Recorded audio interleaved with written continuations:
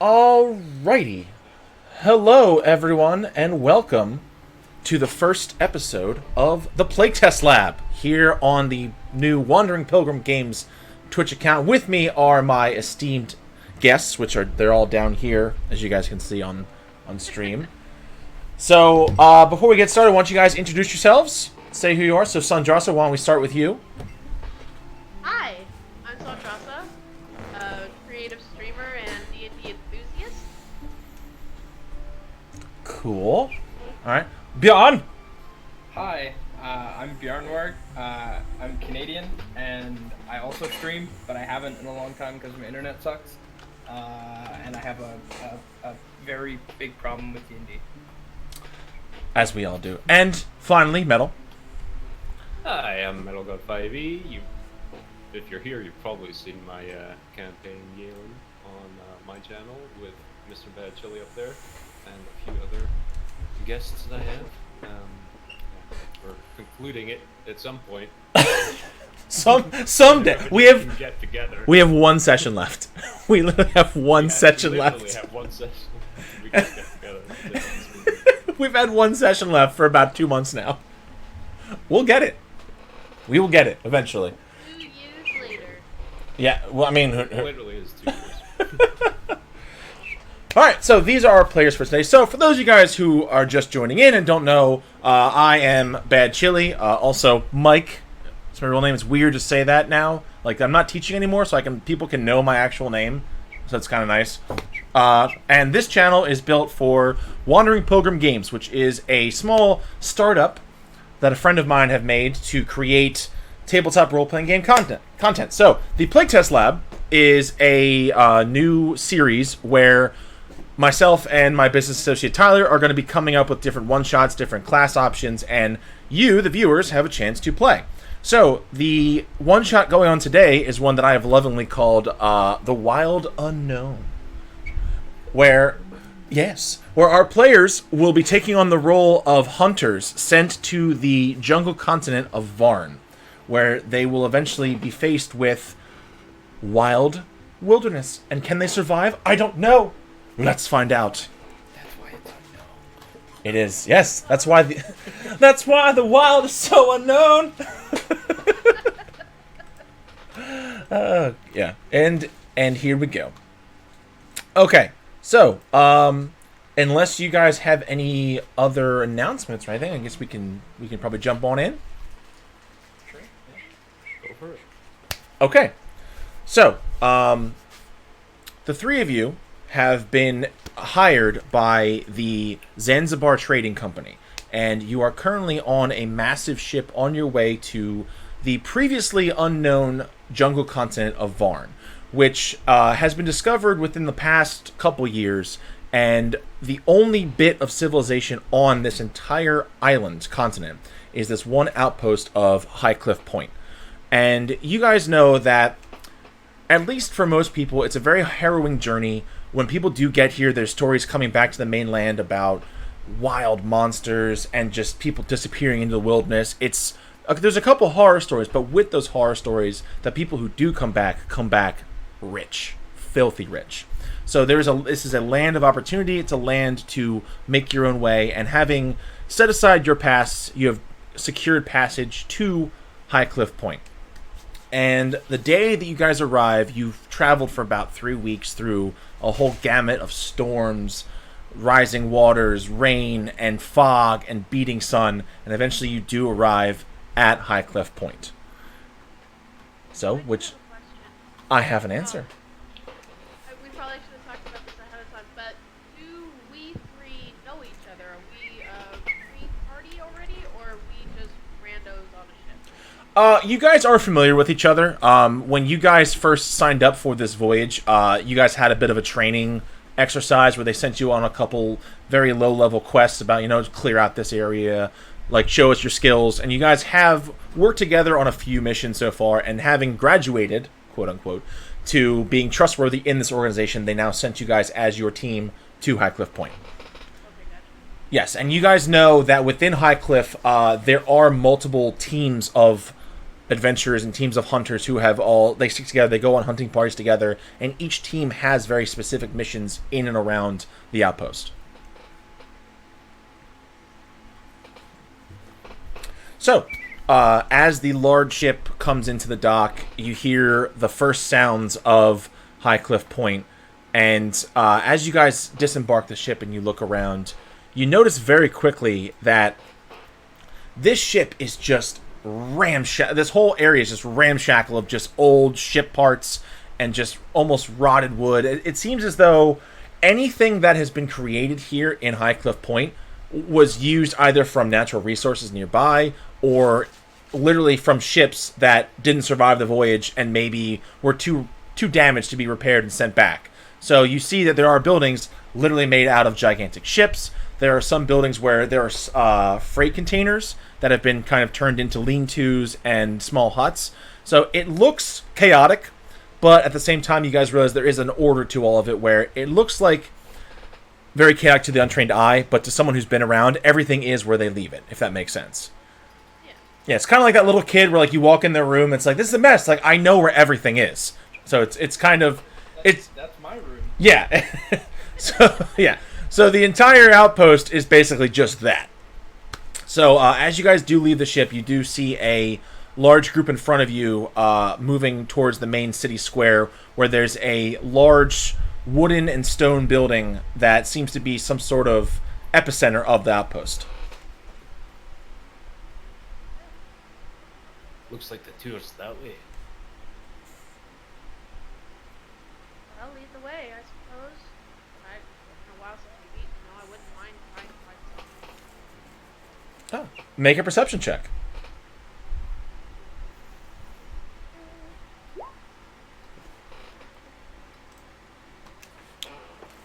Okay, so as you say they start walking, you kind of feel your stomach grumbling a little bit, and on the ship you've had just various small dried jerkies, fruits. You have had fresh water. It's been a pretty good voyage, but your stomach is craving something a little bit bigger. And as you walk towards this main building where the crowd is headed, you do catch whiffs of fried meats and just stews and just delicious food.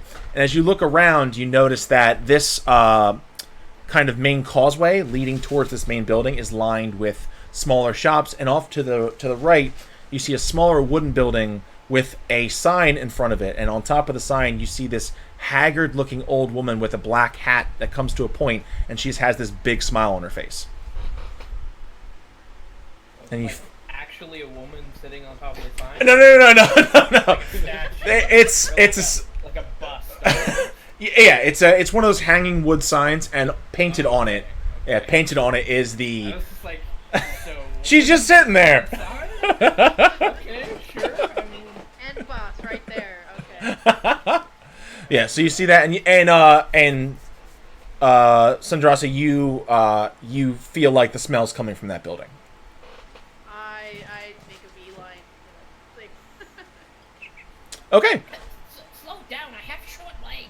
no, you guys have only had salted meat and a few veggies, but I need some grilled veggies. I'm so hungry.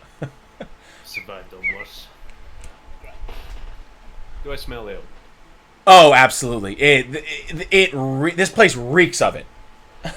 Like as you guys begin to walk closer, you see this kind of older gentleman kind of like stumble out, and like kind of like looks to you guys, and then immediately just face plants into a water trough. That's hygienic. I'll have what he's had. Okay. Also, as you guys are headed over to this building, why don't you guys go around and just introduce your characters a little bit? Kind of tell us their names, what they look like, anything you'd like to share. Where would you like Sandrasa, why don't we start with you again? Yay!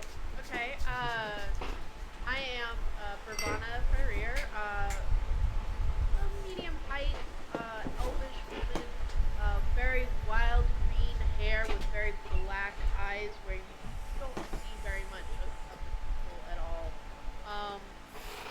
Just regular clothing, prayer book at her side. That's about all she has. Very nice. All right, and then I guess she goes by Bree, or does she go by her full name? Yeah, she'll go by Bree Okay. to her friend. Alrighty. And then Bjorn. Yeah, I'm Frisco. Don't know how to pronounce my last name. It's kind of old story.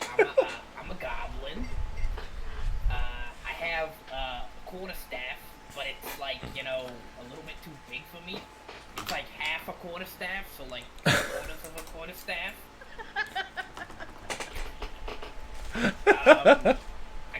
I got 3 foot long black hair that I basically step on all the time. Jesus. Yeah, I got my lip is split, like split, not just like I got punched like it's 2 pieces of lip. Jesus. But other than that, I'm just a goblin. Okay. And then last but not least, a character I feel like I know better than some real people in my life. Go ahead. I started playing him in a couple of campaigns that fell through Chile. Oh, yeah. Rocks fall, crush the building, y'all die. Thanks for coming, everybody. You've already killed Thorin once, Mr. Level 1. Okay. We're not getting into this. Continue. No, this is good. I like this. He was on the wrong side of the village, okay? He got attacked by gnolls. It's not my fault. Who's the DM? Who put him on the wrong side of the village? I- Okay, let's stop this argument right now. Flip that. Alright, Thorin Amethyst, ex-commander of the Dwarven Army. You wouldn't recognise it to see it other than the command emblem on his shoulder, which is tied to a bearskin cloak that drapes down beyond his feet. On his back, tucked into the cloak, are the handles of 2 giant stone hammers with dwarven runes etched into them. He wears no armour, bare chest with a huge scar from a bear claw across it. And red. Yes. I'm glad your dwarf is not in some of our other campaigns, because my dwarf would be all over that. My For- elf would be all over that. For those at home and wondering, Thorin is basically, if Mel ever fell into a Dungeons and Dragons book, I feel like that would just be Thorin. All right, so as you guys head towards this building, the person comes out, face plants. So Bree, the closer you get, the more intense the smell is, and you're picking up like spices and vegetables and things that you haven't smelled before, or even haven't smelled in a long time, especially haven't been on this village or this voyage. And as the closer you get, you feel yourself like salivating, like waiting for this meal. I'm gonna Frisco by like the scruff of his shirt and like kind of just drag him with me as I quicken to go into the place to kill him. Okay. Excuse me, as you hear the clamor of the tavern, as everyone is so loud in the tavern. So as you guys do walk in, you're met with a very stereotypical looking tavern. The inside of it is mostly giant wooden beams across the ceiling and holding up the floor. You do see there is a balcony that shows the second floor with a couple open rooms. There's a large stone fireplace in the back corner. You guys arrived roughly about 11 a.m., so it's not terribly crowded right now, but you can tell that there are some people in here getting an early lunch. You do manage to spot a few people in different groups at tables, and some of the tables... actually, if you wouldn't mind, make a perception check. Anybody who wants to take a closer look at who's inside. Okay, so... cool, so... yeah, so as you guys look, Sandrasi, you notice, you can tell that, most of these people are either probably hunters that came on your ship with you, or maybe came in the same fleet of ships that arrived at the same time. So Frisco and Thorin, you happen to notice, most of them do seem to be men, elves, dwarves. There's a couple halflings here and there. But you two especially notice that in one corner, there's a table where you see this very large bronze dragonborn wearing silverish plate armor, and next to him is this skinnier elvish woman whose skin is this pale teal, almost Robin Egg's blue skin. And they both seem to just be enjoying their meal as of right now. You know, Thorin, I can make you refile that guy. I'd do enough with these. Tap the hammer on my back. As you say that, you hear the Dragonborn from across the room. One, I can hear you. Two, I don't breathe fire.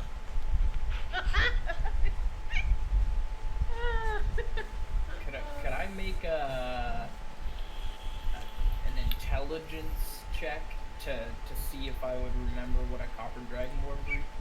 Oh, yeah, absolutely. He's bronze. So yeah, just make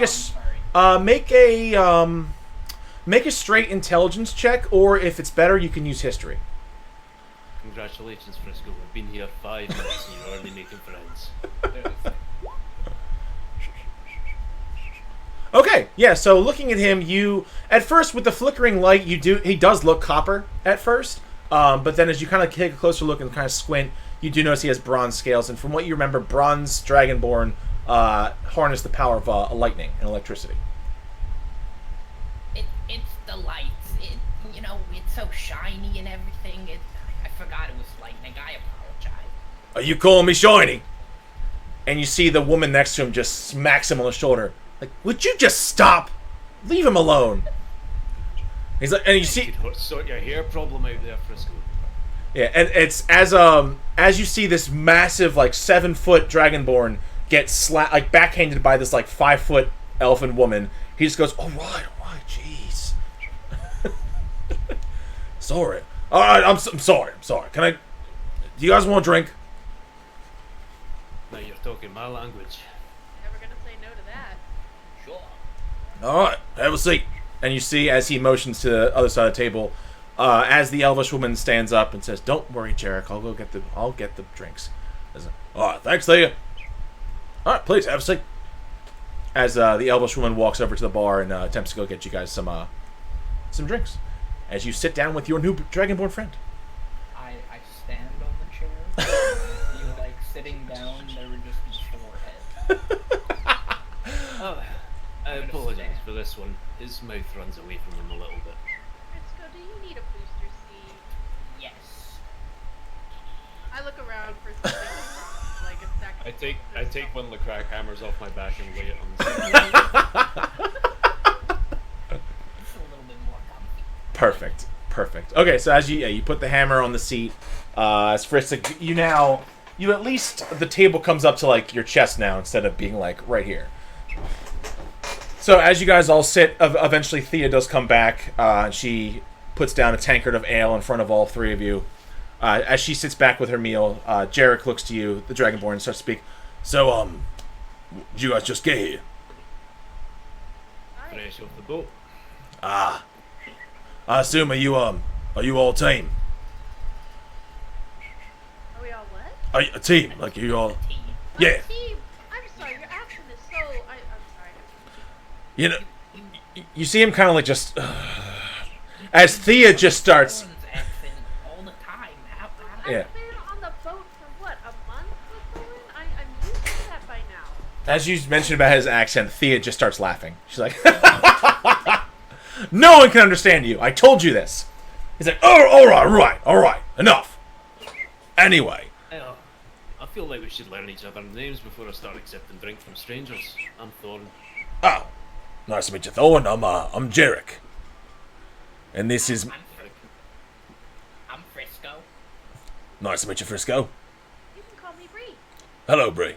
And this friend of mine, as he looks over to the woman next to him. This is Thea. Are you guys lovers? No. Just friends. Just totally friends. Is that what they call it here? Friends help friends kill monsters. Completely platonic. As you say it, Thea kind of leans back and just goes yes. He's like, stop it! Stop! I am team leader. There is no fraternization among the team. And I'm hungry. And he storms off towards the bar. I just lean back, drinking my ale, chuckling to myself in my head. As Thea kind of Thea leans in a little bit further. You'll have to excuse him. He's always like this. He has a rep he tries to keep, but no one abides by it, so it kind of annoys him, which is hilarious. Sounds like a kind of rude. No, he's fine. He's not good with people. I think we get along well. I'm not very good with people either. Yeah, it does happen. So you I think it's more people aren't very good with you. can I just say your hair is beautiful? Me? Yeah. Like, me, Bjarn? Or- No. That's It wasn't a come on. nope. No. Thea said. Took a different turn. Thea. Oh, roll for seduction. So yeah. So Thea says this to Frisco. Ah, well, I take good care of it. And I, like, kind of untie the knot that's, like, around my belt and, like, unfurl the whole thing across the... Ah. Can you not As put my drink today? as you put this full 3 feet of hair, and now Thea sees the full extent of it. She goes, oh. It's all very good till he tries to run away and trips over himself. I It's to down the to the belt. bottom. I would bet. So have you guys checked in yet with the commander? No, hunger and thirst brought us here. Oh yeah, that usually does happen. I mean, most people come to the tavern first before they check in. But if you need to, do you know where to go? Follow the massive crowd heading towards the building in the centre of town. You got it. Yeah. Told you, the tour was that way. I thought he was just joking. All right. So as you guys are sitting in the tavern, so does Bree actually want to order any food, or is she? Yeah, she definitely is. She's gonna order whatever vegetables they have. Okay. Yeah. So as you guys do order your food, I believe you order there's a pretty nice vegetable soup. That as you order it, you look back towards the kitchen area. You see a large white tabaxi with a little scar over his eye, with little miniature tabaxis with him, chopping up all the vegetables as they pour in the soup. And as the soup is about to be ready, the larger tabaxi takes a small bay leaf and just kind of places it on the soup. And the soup is eventually brought out to you. Thorin and Frisco, if you guys order any food, it will also be made for you as well. Thea offers to pay since you guys are new to the outpost. I just ordered a leg of something. Whatever's being roasted. Can I have the weirdest meat you have on menu? With that. As you say that, you say it to the waiter. The waiter kind of walks back. You see him talking to the white tabaxi, and the tabaxi kind of like looks around him towards you, and she goes, ah. You see him just kind of walk towards the back of the kitchen. Eventually he comes back with, you don't even know what this is. You've hunted animals, you've ate meat and raw meat. You don't know. Look, smells good. I'll be okay. Alright, so as you guys eat, Thorin, you also get a massive leg of something. You tear into it, you realize that it's actually it's an Allosaurus leg, which is something I don't think you've had. Yeah, so it's very delicious, very juicy. So eventually, as you guys, Typical dwarven munching it to the whole leg. yeah. So as you guys eventually finish up, Thea does offer to walk with you guys to the command center, which is where actually her and Jarek have to go as well anyway. So if you guys want to, you can go with her, or you guys can go by yourselves. Is your companion not coming with us? No, he's coming. He needs to pout. Just let him pout, and he'll be fine. I'm not pouting! You hear him just yell from the back corner. Sounds a lot like pouting. Yeah, all right. I did. The adults or the I am. He kind of shoots up from his chair, like his stool knocks over as he stands up. I am an adult. I am team leader.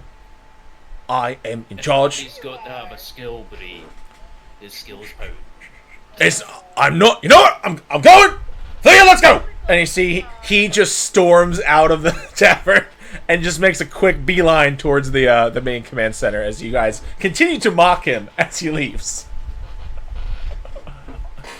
And as eventually, as you leave, Thea walks out in front of you. And you see as she turns and backs out the door, she goes, "I love you guys," and just kind of backs out. Very well, let's go check in. Okay, so as you guys head back out of the tavern and you get back onto the main thoroughfare. Thank you. That's the word I was looking for. Thothorus. Yeah.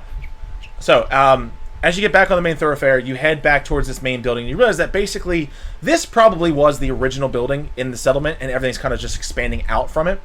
So eventually, as you come in, there is a bit of a line as people are kind of filing in. Eventually, you see this smaller halfling, kind of very vibrant, puffy red hair, her face kind of covered in a little bit of grease. As she walks up and down the line, you realize she's kind of taking a note of who's here for what. Like, there's merchants here, there's just civilians here, there are other teams here. So eventually she comes up to you and goes, "All right, what's your business?" Adventuring.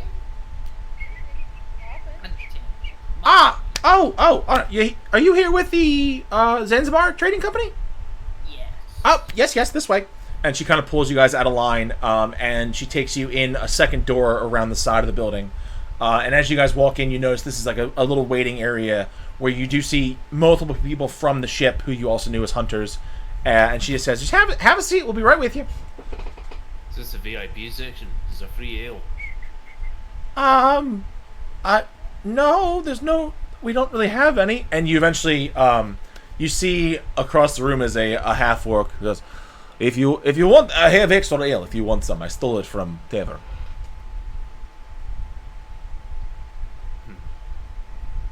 I sort of eye the orc up. What's he wearing? Is he like adventuring gear?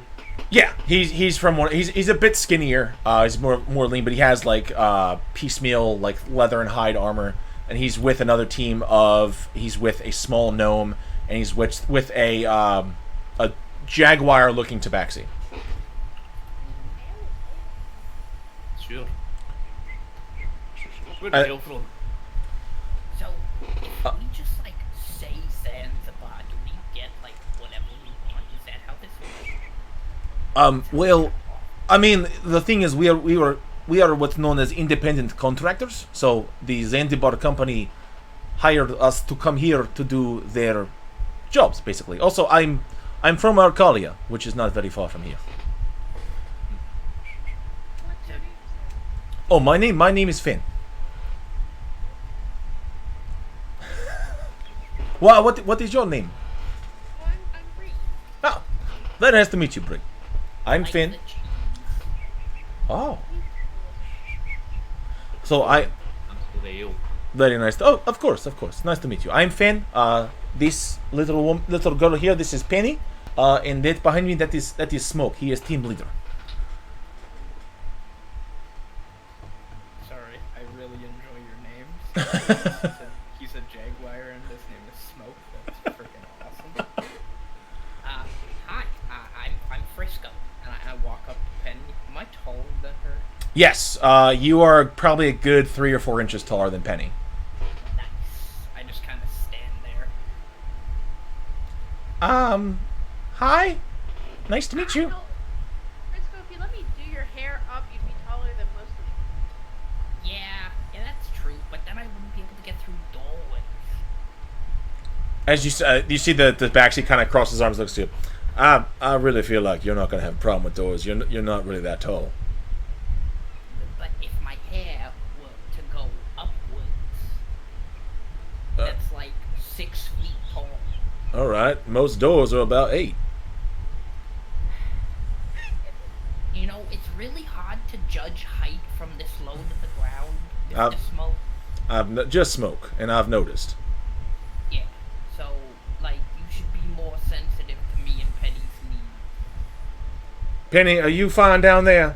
And you see her just kind of go, fine. See, she's fine. She's not fine. You don't know how Listen, friend, when a woman says she's fine, it means she's fine. Doesn't know women very well, does it? I know women just fine, okay? I walk back to sit by Thorin and I go, oh, what's up? And you see Fen kind of lean forward. He doesn't know women. He doesn't know that. You know, we have a dragonborn friend that he might get along with really well. Oh no, is it Jarek? Oh, he's very annoying. I don't like him. I don't like him that much. Don't talk about his scales. He gets very sensitive. Yeah, I know. I accidentally called him a Kappa Dragonborn because of the lights and the reflection and stuff, and he got all pointy. Well, you know, here's the problem. The problem is, and he kind of like, his voice lowers as he's kind of getting to a little bit of a rant mode. Like, with most of these Dragonborn, okay, copper, bronze, I can fucking tell the difference. They all look the fucking same. It's metal. It's all dark. It's yellow metal. I'm sorry. Very accurate description. All right. As you guys continue to talk, eventually, the small halfling does come back out. She goes, "Okay, yeah, you guys," and she points to your group. "Come with me." And she leads you guys back into a smaller office. Not even. Guess what up? Okay. We need to come up with a team name. Anybody else have leaders? I mean, I don't. Thorin, you'll be. Yep, Thorn's team leader. It's not a democracy. Nope. Deal with it.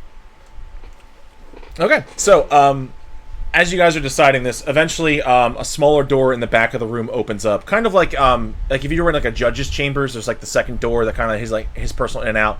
So as he walks in, you see a kind of very tan-skinned human, has very long brown hair, not nearly as long as Frisco's, obviously, but it is pulled back into a very long ponytail, and he's carrying like a chainmail helmet under his arm. As he eventually sits down and puts the helmet on the table and goes, "Well, welcome! How are you? I am Commander Elgon. It is a pleasure to have you here."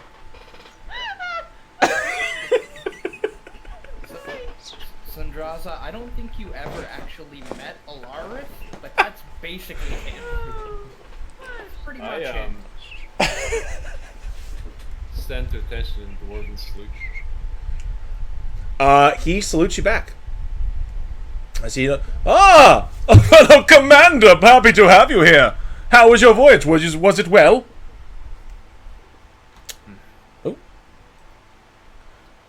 you seriously in charge of this place? Why, yes, of course. Okay.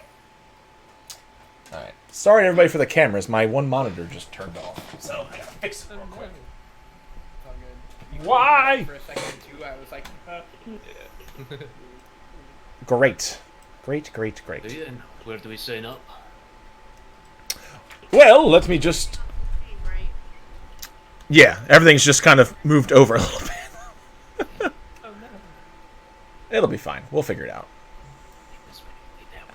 Oh, God, everything's turned off. Everyone's- Yeah. Everything is terrible. Okay.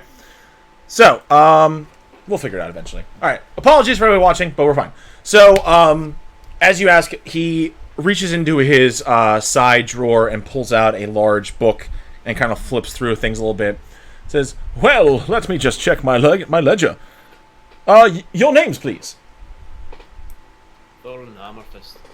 Thorin. Aha! Thorin Hammerfist. That would make... I believe you are... Miss... You see, he kind of like looks at the name. Ravana. I was going to say that, yes. Well, Miss Bravana, and you would be Mr. Frisco. Am I correct? Correct. Ah, glorious! Welcome to Highcliffe Point. So, I am so glad you're here. I actually do have a pretty urgent mission for you if you are ready to head out soon. Oh, is he got? Very well. Well, follow me, please. As he stands and he eventually goes back out the same door he came in, kind of motions you all to follow him. I look back at Bree and Frisco and just shrug. Follow. I don't know about this guy. Finger gun. Okay. As in, you can do it. Oh my god. Everything is going terribly right now. I apologize, guys. Delicious. It wouldn't be a D&D session. It really would not be a D&D thing without some form of technical issues. There we go. Okay. So that's back.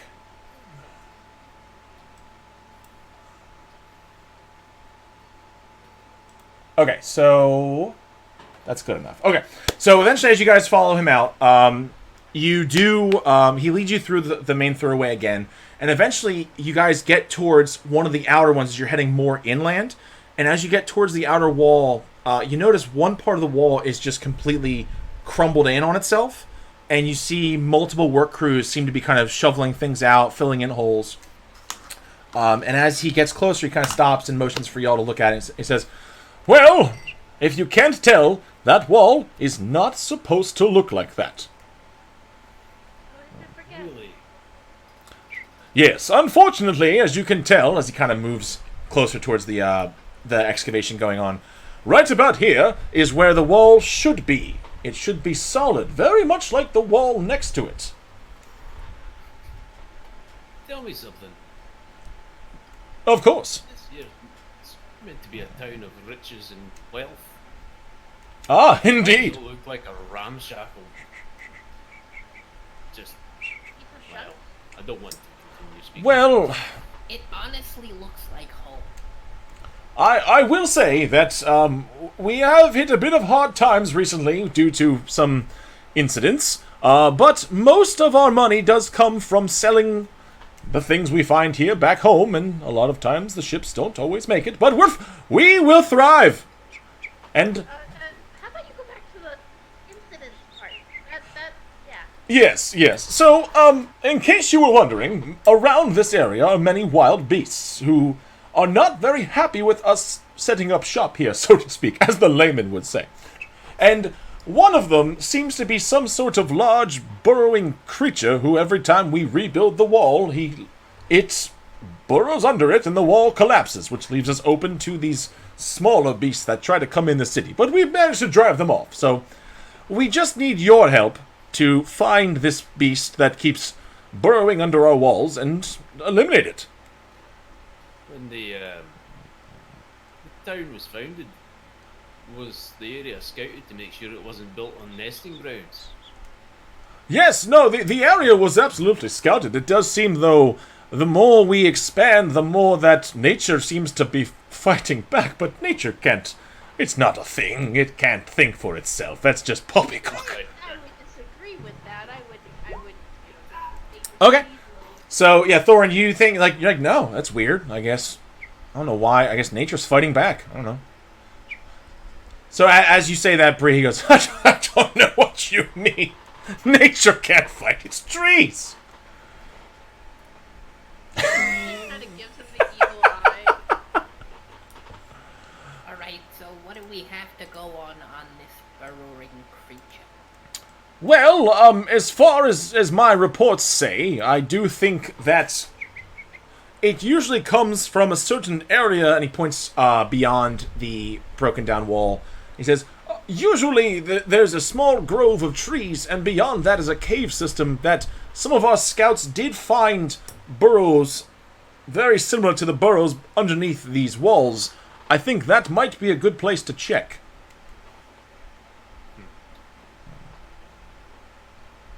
Very well, we'll check it out.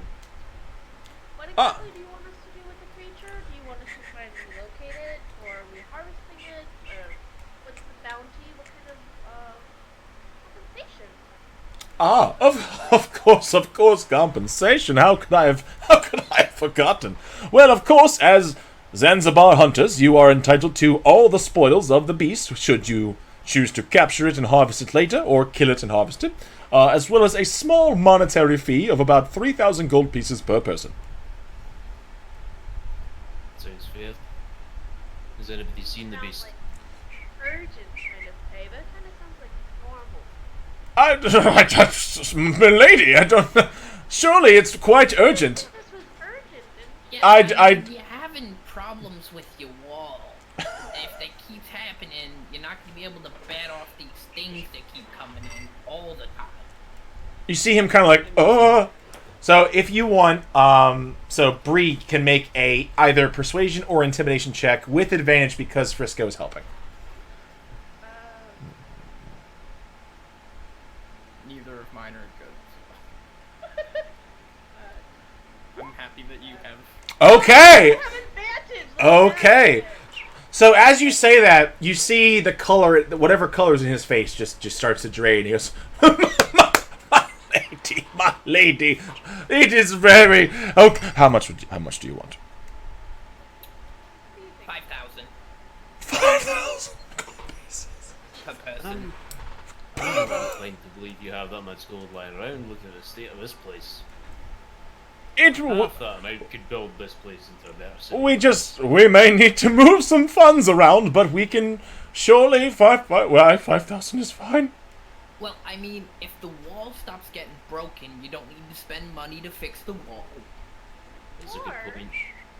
We could probably take maybe 4,000 each, but we get priority on any new contracts that come. We get pick of the litter. My good lady, you have a deal. It's a good deal. All right. Well, if everything is set, I'm sure you can find your way to find the beast. And you see him he's looking for any way out of this conversation. And he's kind of, what? I'm coming! And you see him he just runs off towards a group of workers who are just like, what? What? I don't believe we're going to get paid for this.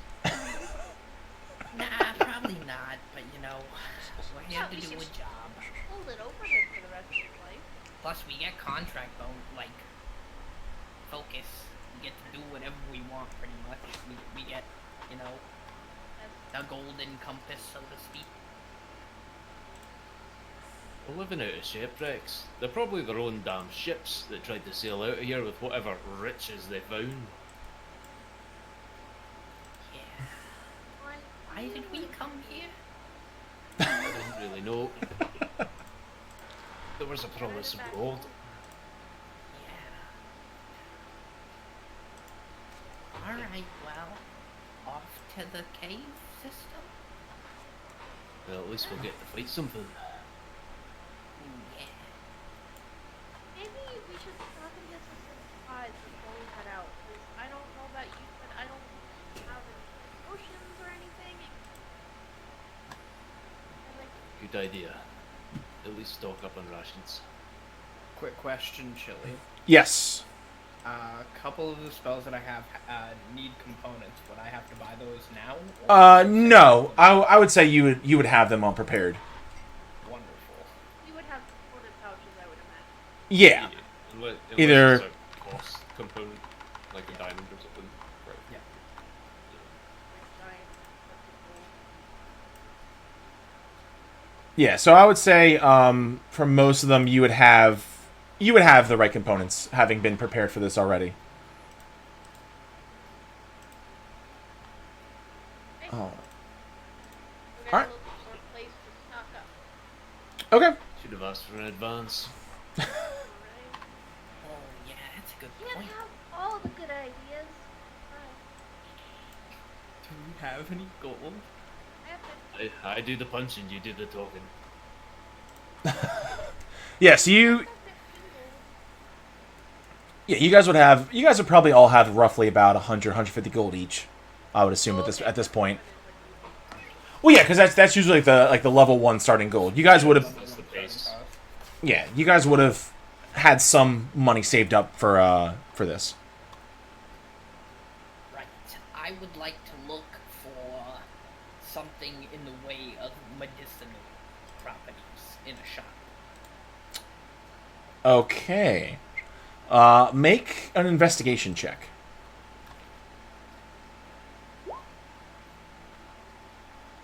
Okay. So what specifically are you looking for? I'm looking for healing potions. Healing potions. Okay.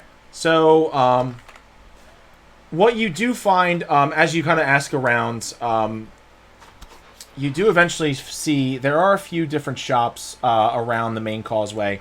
And one of them, you do see one where it has, again, one of those hanging wooden signs, and it has a black kettle pot with kind of like green fumes kind of coming out of it. And you gather that's probably some sort of alchemist shop or something that would probably have potions. It makes really good tea. Or it makes really good tea. You never know. Really good. I mean, green is healthy. Sometimes. Okay. Can I reach the door handle?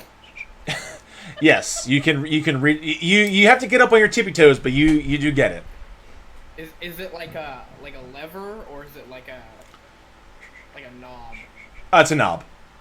Okay, well, I Just like, figure out how to do it. Don't help me. I'm independent. all right. So eventually you manage to get the door open, and as you enter the room, you see another kind of a bigger human man has sort of a kind of a long graying beard with kind of short hair on top. And he looks at you, goes, "Hello, welcome to the Black Cauldron."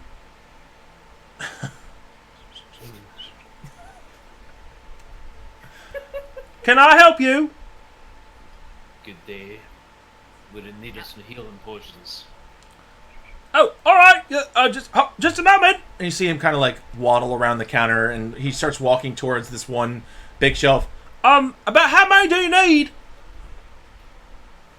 Well, how much Well, do you they go. cost? Well, I have more base healing potions, are about 50 gold. I have some superior healing potions as well. They're maybe about 200 gold. I'll take one basic healing potion. Okay, one healing potion for the lady. Gentlemen, and he kind of looks at you first. Go, lady, gentleman, lady. Just the one basic for me. All right. One basic for Master Dwarf and Miss Goblin friend. You said they were 15 or 50? 50, 50 gold pieces for a basic healing potion, but they're the best healing potions on the island. Alright, I'll take 2. Oh, all right, 2 for you. So, are you all paying together or paying separate? Potions on there. Separate. That still makes us the best, sir. Still makes us the best. I mean, he's not wrong. All right, well that'll be about 50 gold for the lady, 50 gold for Master Dwarf, and 100 gold for the Goblin friend. Money. Okay. As you guys hand over the money, you see him push the potions towards you. Thank you for shopping at the Black Cauldron. Can I interest you in anything else? We do have some fine ingredients. We have other potions as well. They're pretty expensive, but they're good prices. How long have you been in this town? Oh, well, I've been here. My papa came here, I think, about 2 years ago, and then I came 1 year ago, so a year. I've been here 1 year. You're good with numbers then. Right then. I'm very good. That's why papa puts me in charge of the counter. He makes the potions. I'm not allowed in the back. I can see why. He says it's You because know I'm too anything about this big. beast is burrowing under the wall. Oh, well, actually, I seen it. I saw it last night, and I told Papa, and he said he told me to get away, and that I need to shut up. But I did have it. I saw it. I know I saw it, and it was this big. It was like this. It slithered like this, and it went out of the ground, and then it went back in the ground, and it was very wormy, and it was weird looking. Did it have scales? I didn't see that far, but I think so because when it hit something, I was like, "Oh, it's gonna hurt its head." It hit the wall, but it was fine. So I think maybe it might have scales because it didn't hurt itself. You were worried about the one. I wasn't. I'm not. I mean, don't want anybody to get hurt. I mean, he hit his head on the wall and was like, oh no, buddy! But then he was fine. And then he just, the wall. And I was like, Papa! And he told me to shut up. I'm sorry. What was your name? Oh, Bryson! Bryson, are you lonely? I mean, not right now. You're all right here. Can't be lonely with you guys here. But when there's no one here, like your papa is busy in the back doing things. Do you get lonely? Well, I guess if no one's here, then technically, by definition, yes, I'm lonely because no one's around. Is that offering them companionship, Frisco? is that No, what you no, mean? no. Got charged by the hour for that. Would you by chance have a brass razor that I would be able to use What for? to make you a friend? I have friends. And he reaches under the counter, and you see this just sad-looking, like, rag doll. It's like, I made this. This is Petey. He helps me make potions. I thought you weren't allowed in the back. Well, I make. He pulls out, like, little cloth bags that look like potion bottles. Like, I make these with Petey. Little Petey's potions. I could make you a friend that you could interact with, and it would interact with you back. Well, I mean, we're interacting. Are we friends? Yes. Oh, I'm saying, yay! yeah, exactly. But I'm saying for until you, forever. Are you not saying we're friends forever? We are, but I'm saying when we leave, because we're gonna leave soon, I could make we you still a friend to stay here with you and keep you company, and then we'll come back later and be your friends still. Oh, yay! I have more friends. and as he kind of says that, you see an older gentleman kind of pop his head out of the back. Goes, Bryson, they're not your friends. They're customers. Just take the money and shut up. And kind of pokes his head back again. Sorry, Papa. Okay, well, I guess you guys have to get going then. I'm gonna go help my papa on the back. And you see he goes to walk, and the second he walks through the curtain, you just hear, get out of here! Okay! And just kind of walks back out again. I love him. I wanted to make him friends. I'm gonna go clean now. Do. And he kind of like walks in the back of the shop and just starts like sweeping What up. color was the water, Bryson? It was like it was like red, but also blue. So purple. Purple? Yeah, that's the one. Fantastic. Good luck fighting the worm. Well, it's not fully grown, going by that hole in the wall. No. Here, Varn. And I hand him one of the healing potions. I've got one, that's fine.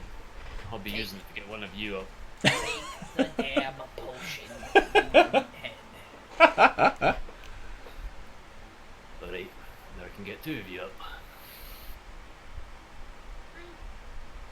I'm concerned though, because if it is a worm, worms are good for soil and for plant growth and yeah. Bree, I love you to death, but we're not here for the environment. No, Unfortunately, we're here Normal to do a worms. job. I would agree. Normal worms, yes, no, normal worms, like little I'm not saying earthworms. we're not gonna slaughter this thing and harvest it and all that kind of stuff, but I worry that if there might be an issue with the ecosystem if we destroy it. I don't know if there's others like that. I think this town's the problem with the ecosystem myself. Purple worms don't generally wander far from their breeding grounds. Unless it's raining, and then they crawl out and then they kind of Ooze. Again, that's normal worms. They ooze. No, but if normal worms, I mean, this might have the same basic instincts as a normal worm. You don't even know if it's really a worm or not. I just, Well, you have to trust Bryson here, he's the smartest one amongst us all. Are we inside the shop or are we outside the shop? That's entirely up to you. Oh, we're still inside. Pretty sure we're still inside the shop. Okay. Great. Good. Yeah, as you say, you see Bryce in the back. Yay, I'm small. He knows.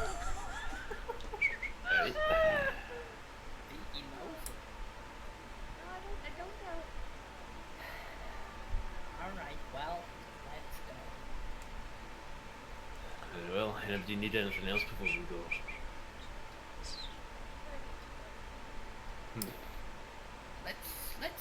Let's try to hit a blacksmith on the way up now. Yeah, I'm thinking we might need some javelins at least. It's not a bad. Okay, bye-bye. Bye, Bye, Bryson. Bye, Bryson. Bye, friends. Be back. They're not your friends. Yes, they are, bye-bye. I have a word with that man. I wanted to cast Find Familiar for him. Oh, Bryson. All right, so you guys eventually head back out into the street, and you said now you're looking for a blacksmith on the way out of town? Yeah, like, if it's not on the way that we have to go... Okay. So from where you are right now, just make an investigation check, anybody who wants to look. Can I make perception for the familiar clang of an anvil? Yes, I would allow that. Okay. Yeah, so first go, you start kind of asking around. Metal, you just kind of close your eyes. You are so used to hearing that sound, you can kind of pick it out even through the din of this crowd.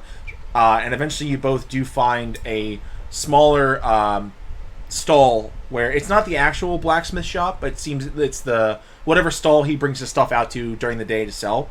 And you do see a kind of actually a stocky looking elvish man, kind of like ting ting, like seems to be hitting some sort of weapon as he's forging it right now.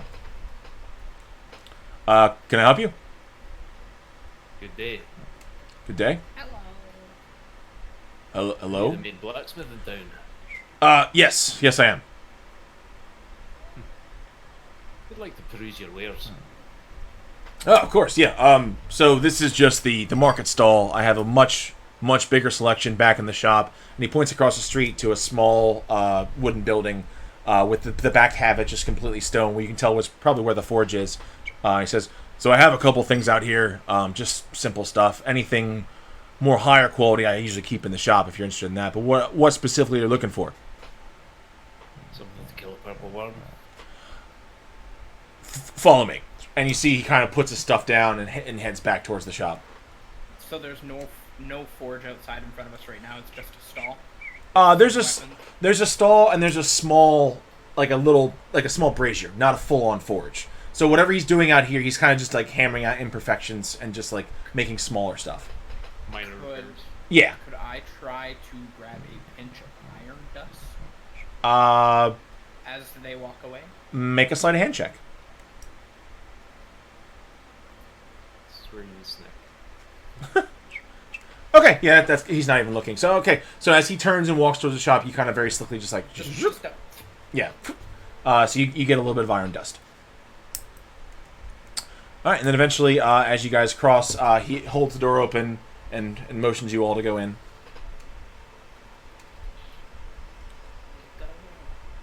All right. As he walks in, you see there's a small human boy behind the counter. He goes, "Reggie, just go watch the stall. I'll be back in a little bit." He goes, "Okay," and just kind of runs out. Bryce. I know. You related to Bryson. No, I just like that voice. I think that voice is hilarious. I love that. All right, so you see Reggie kind of runs out and just kind of stands at the stall, and you see him kind of just yelling out like, "Where's for sale? Where's for sale?" And just, so eventually the blacksmith kind of steps behind the counter, and you see him like, "All right, wait right here," and he walks into the back for a second, and you hear kind of clanging as he's like moving things aside, and he calls back out, "So are you looking for something up close, or are you looking for something more far away?" Up close. All right, up close. Let me see. What do I got? And you hear more clanging and stuff. And eventually he pulls out, he brings a couple weapons with him, kind of carrying them under his arms. And kind of like, they'll clatter to the tabletop. He says, "Okay, so I have a couple things here. I have some basic short swords and long swords. I do have some spears that you can use either up close or you can throw them if you want to as well. What I would say, and you see he kind of like looks at the wall for a second, and you see he has like different, a shelf full of like these like leather-bound tomes almost, and he's like, all right, hold on, all right, worm, this one, okay, and he pulls the book off the shelf and kind of puts it down and flips open to a couple pages, and you see each of the pages as he's flipping have these diagrams of different monsters, and he looks to one, he says, all right, so, and he kind of turns the book and slides it back to you guys. Now, if you notice, I don't know if this is the exact worm you're looking for, but there are some of these larger worms here on the island. And he points, and you see different parts of the animal are like kind of colored in. There's little notes written. One of them says, all right, so this soft underbelly right here, this one, if you have any more sharper weapons, you kind of want to go for that area. Anything that's more of a blunt weapon, you want to try to hit it in the head. It's not very strong against blunt force trauma, basically. So that's just kind of what I would recommend. So, and he starts separating the weapons in different piles.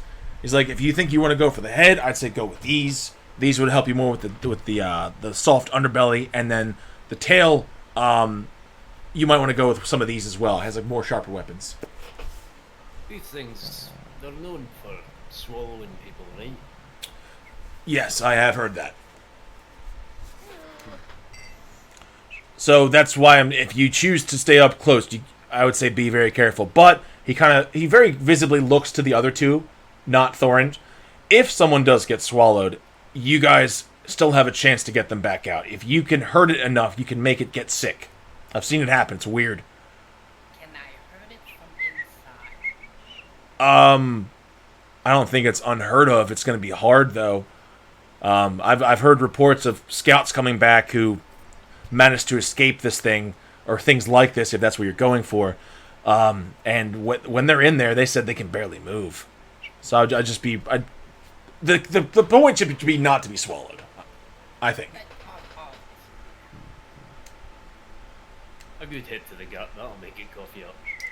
Usually, yeah. And he kind of points to an area that has like a big red circle on it. He goes, this area, I think I've seen... so there's some organ there. I think if you hit it there hard enough, it might spit something back out. That's what I'm going off of. But be sure to go there. You used to be an adventurer. Briefly, I was. Also, I mean, if you can't tell, it kind of motions to the outside. We don't really have a lot here, so we have to make do with what we can find. And if you don't share this information with people, you're only hurting yourself. So we've got Beastmasters in the city. We've got people studying these monsters. It helps all of us the more we share information with each other. Really? Because the captain there says the place is prosperous. Fuck Elgon.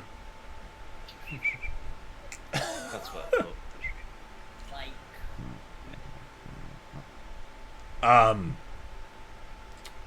Yeah, I'm gonna go with metaphorically. Listen, I don't understand how people came back to the mainland with all the riches and all that. yeah, I want you to think about who those people were, and who their friends were. can I make an insight check Sure, on who those people were? sure.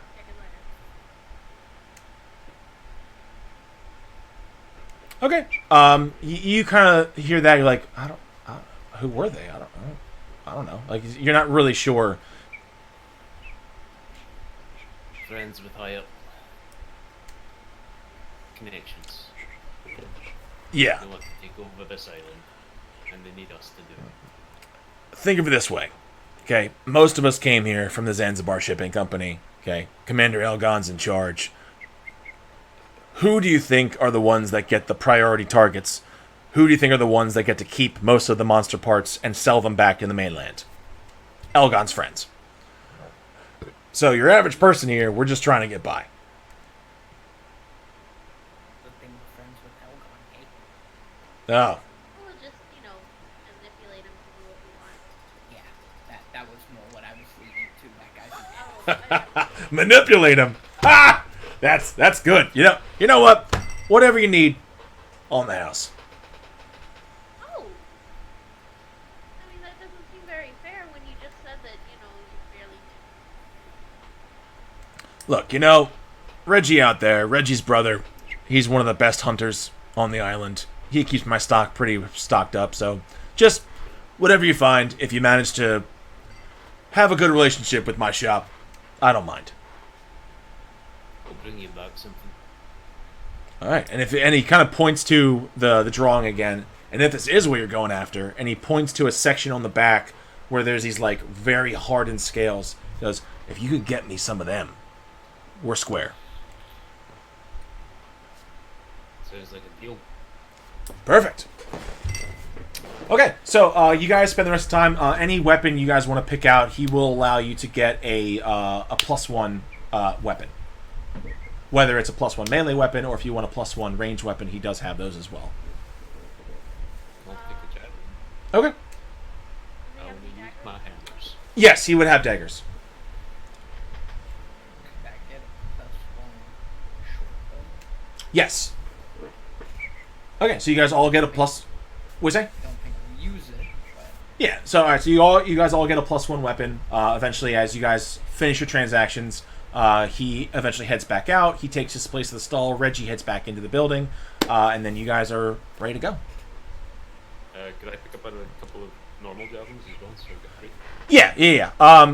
He throws them in on the house as well. Awesome. We'll do our best to get those skills for you. All right. Good luck. And he goes back, just ting, ting, just working on his stuff. Time of day is it? You guys got here about 11. I think by now, going to different transactions, maybe about 12, 12:30. Alright, we should head out and try and make the cave by dark. Okay. Sounds like a plan. Okay, so eventually, as you guys... Are you guys leaving out through the area where the wall was caved in?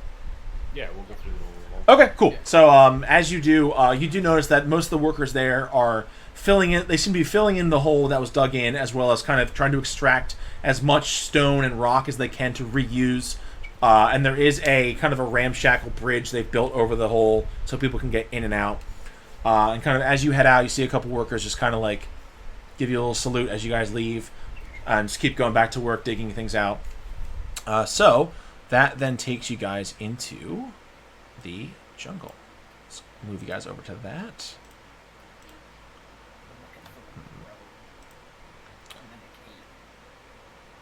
Is there any indication on the ground where this worm went? Okay, so what you guys can do now is you guys can make, depending on what you're... So why don't you guys tell me what you're going to do to track this, and then I'll let you guys know what the appropriate skill check would be. So, Metal, if you want to look for any signs on the ground, I would take either perception or a survival check. And then Bree and Frisco, if you guys want to do anything else specifically, you guys can do that as well. the information that we got from Elgon, he said there was a grove and then a cave just beyond that. So Yes. I'm gonna look for a grove of trees. Okay. Are you just looking right here where you are on the ground floor? Ground floor. On the ground? Well, yeah, because, branches don't get in my way. Okay. All right, so Thorin, you kind of kneel down and you kind of look at the ground. You can tell that there's definitely parts here that have been shifted as if something did burrow under this ground, but you very quickly lose the trail. And you can't tell whether this is ground that's been disturbed from something burrowing or if it's just from the natural landscape. Tree It came through here, it went deep. go up to a couple of the trees and just kind of observe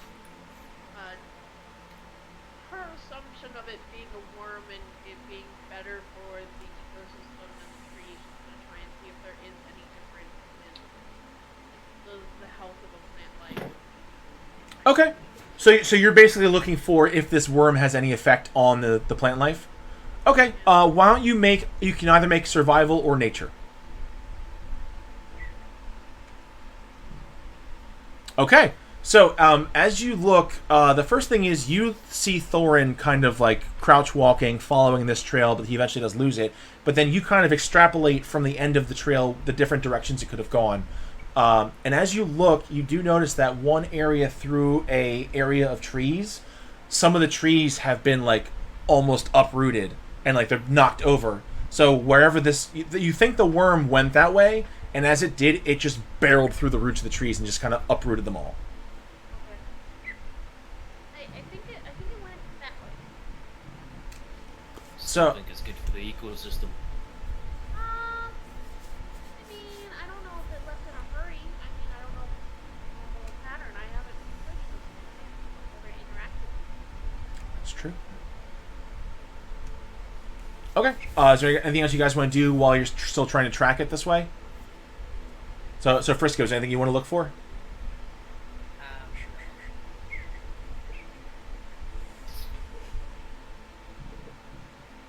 Can I try to pick up where Thorin lost the trail? Yeah, sure. Kind of differentiate where he went wrong. Sure. So survival or investigation. I'm good at that. Or not. Okay, so you look down at this trail and you think to yourself, Thorin, idiot, I know where it is. And you start following a trail you found. And you're like, this is where it's going. I found it. And you realize you're just following the trail back the way it came. So you look up and you see you're back at the wall again. And you're like, fuck. And just kind of turn around and walk back towards the group again. You know what's really sad? I rolled higher than him.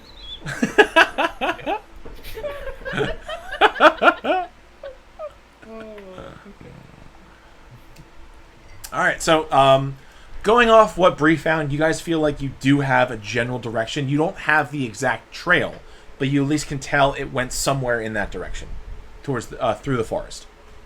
Right, that way to find the grove is then. Okay. So, Told us how far this grove was. no, he did not. No, I'll keep my eye open. I wonder if it's even been outside of the town. Yeah.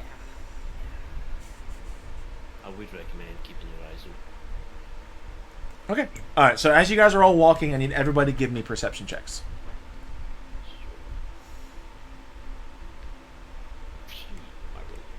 Okay. I need to do a roll behind the screen here, which I don't know where my dice went, but it's fine. Do a GM roll.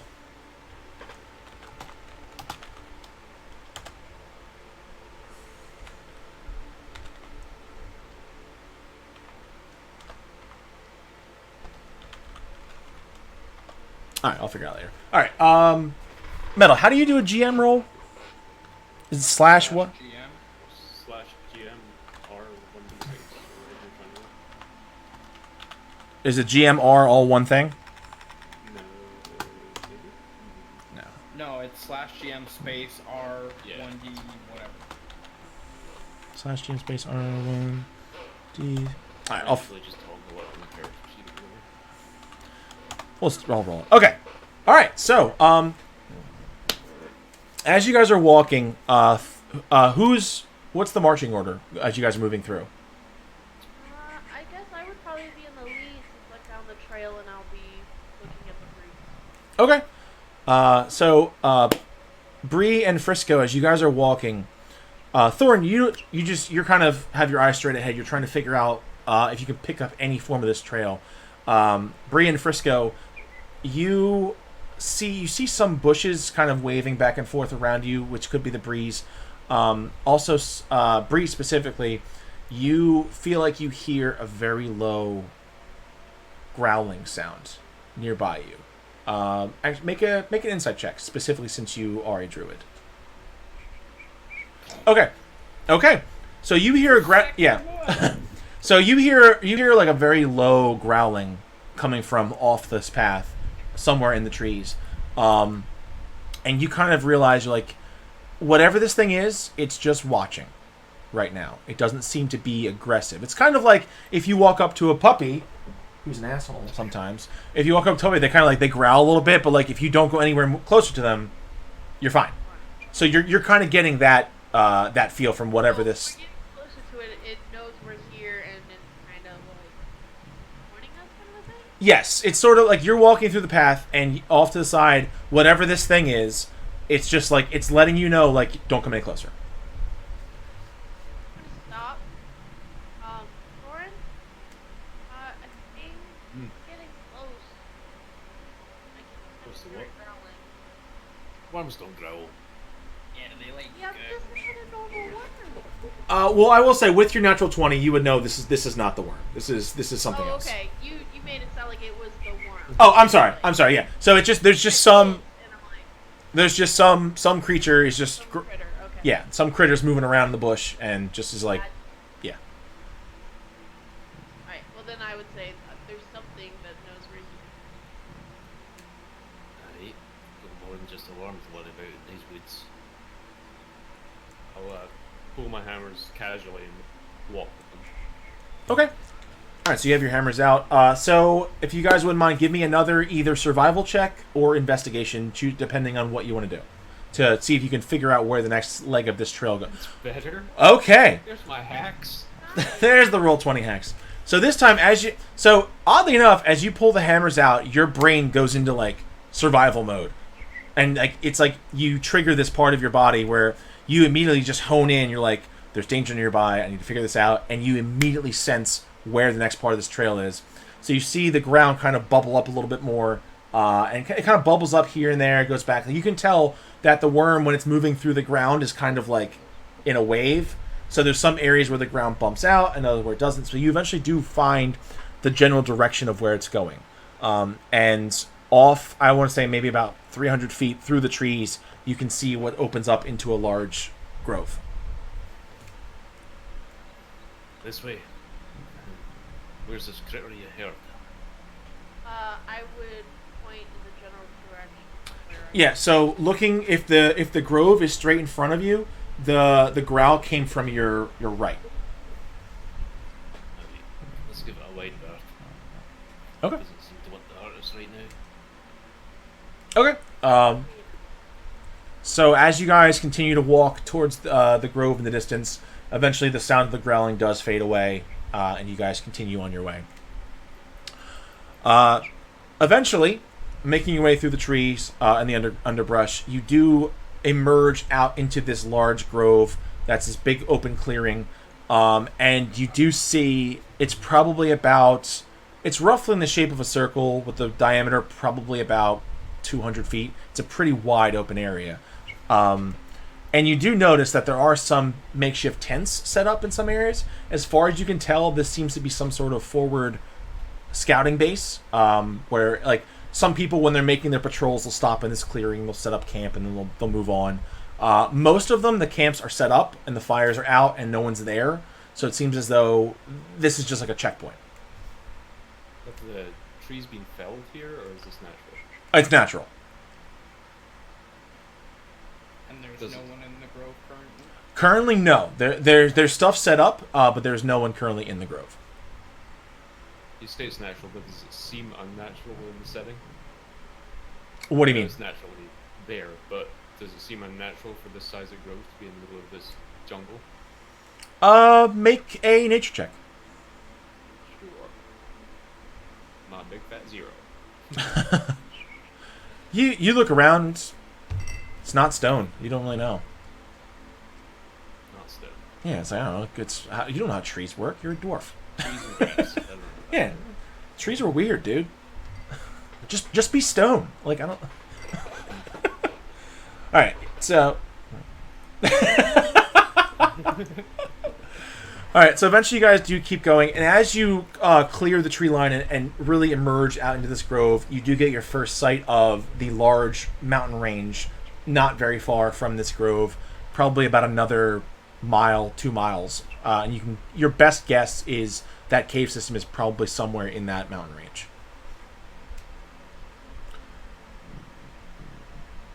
Well, we're looking for a cave. That's probably where we need to go. And mountains usually have caves. So weird and drippy and dark and cold. I take offense to that. In homely. I lived in a cave. I like And was it cold? No, I was extremely comfortable. I also lived in a cave. Yes, I had fire, of course. So you brought a fire that was made from the wood from the trees outside to make you warm inside the dank, cold cave. That's funny. You think I used wood? I had grim here to keep me warm. And I thought the bear's gonna blow on my back. I am enjoying this new rivalry between the stone of the dwarf and the nature of the druid. Okay, so as you guys make your way through the grove, again you do see these different little campsites. The fires are all out. Nothing looks ransacked. Like everything is fine. They're just sitting there. As you do cross to the other side of the grove, I need you guys to make one more survival check or investigation check to see if you can pick up the trail on the far side. There we go. Okay, so as you guys look, you can't again. You feel like whatever this worm did, it probably went down deep again, and you can't find a trail as obvious as you did before. But you guys know the general direction. The mountains are right there, so if you head that direction, you should be able to pick up some form of trail eventually. Lost it again. But Yeah. You do also hear in the distance the sound of what looks to be either some sort of creek or river somewhere nearby. Okay, so are you guys just heading in the direction of the mountain? does the river sound like it's in front of us, or is it off our path? So from where you're looking, if you're looking straight ahead at the mountain, you hear the sound of the river off to your left, but it seems as though it's also in front of you too. So the river might be cutting in front of you further down the trail. Sounds like you're on water ahead. Yeah, I don't do know with water. We, I would imagine your hair getting wet probably drags you down. Yeah, I don't smell very good after. Like, I don't smell very good now, I but was gonna say, I mean, it's worse. kind of like a wet dog. Kind of like a wet goggle. You know, you're the only goblin I've ever known. That means I'm the best. Technically, that's true. Just like, That's true. It works. What was his name? Bertrand? No. Bryson. Bryson. Just like Bryson has the best healing potions. And the only ones, therefore, they are the best. They are indeed the best. regardless of who's the best, we should probably find this creek or river sooner rather than later. Perhaps there's a crossing point closer to us than what we'll meet ahead. Are you That's a sure good it's call. gonna cross against us? Sounds like it curves off.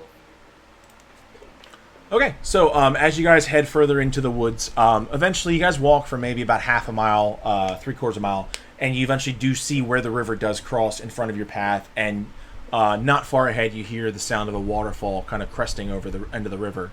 I do need everybody to make perception checks, though. So the waterfall's ahead of us? The waterfall is now currently... The water has crossed in front of you, and the waterfall's off to your right. So you... Really, you're running. Yeah. Oh, am I? Oh, I'm sorry. Let I me... don't know if it was your noise gate. I think it was your noise gate. It's described so, right? Okay. So, yeah, so you do catch the river came across from the left in front of you and has completely crossed in front, and the waterfall's off to your right. Okay. So you can just continue across the river from here, and you'll still make it to the mountain. All right, but with your perception checks, let me just roll something here. Let's see if I can't. What's the okay? So it's that. So I'm gonna roll a d20 real quick. You should have the GM option up on the dice in the upper left corner. Oh, right.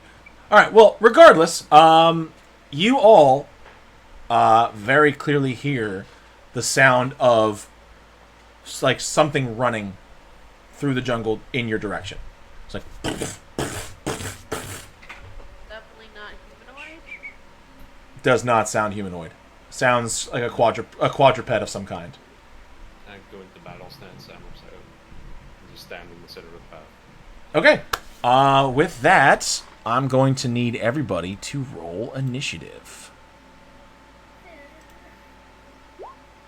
Oh, I didn't have a character to click.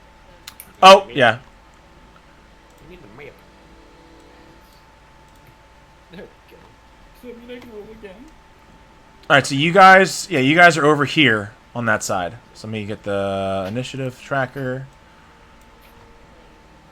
This side? You're here. Alright.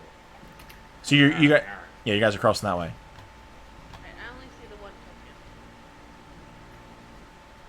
I'm selected and I'm going this way. I'll roll it in a There you go. I put you out there, Bree. I can't select it though. Really? Yeah, I can select Laves, but I can't select mine. Interesting. Yeah, Roll20's been derping like that lately. Just go in and How about now? that's mine. Nope, still can't get it. It's weird. Uncheck it and then recheck it just for some grasso, and it should work. Stay tuned from all the technical difficulties. Troll 20. Yeah, troll. Be a better way. There's gotta be a better way. All right, try it now, Sindrasa. I don't see it. Yeah, it's not there. Drag it on again. Still can't click it. Roll 20Y. All right. Are you Well, on the right selector, Chandrasa? Yeah. On the select move stand. yeah, I'll roll for you. There. So Add my turn as well. I'll just add it on okay. because I rolled it in the wrong window and I didn't have the token open. All right. Turn.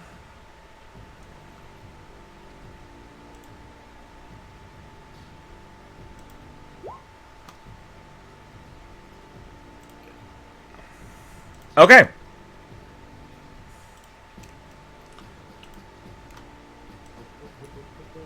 Let's put that right here. Okay, so Metal, I just need you to roll initiative, and then I've rolled. Just right click me and add turn, and then I'll add the number in. Because I rolled it on the wrong window. where are you? I don't see you.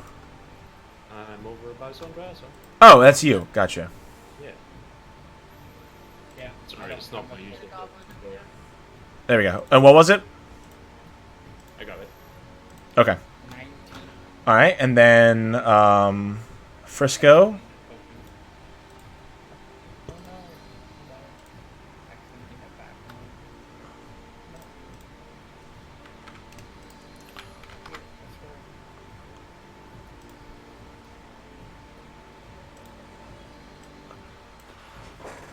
Okay, so with that, let's move the. All right, so Thorin, you are going to be up first. So as of right now, all you know is that the sounds are coming from this side of the river. Alright. I had to stand hammers out, hold my action in case something gets close. Okay, so you're holding your action. Bree, you're up. I am going to throw my quarterstaff.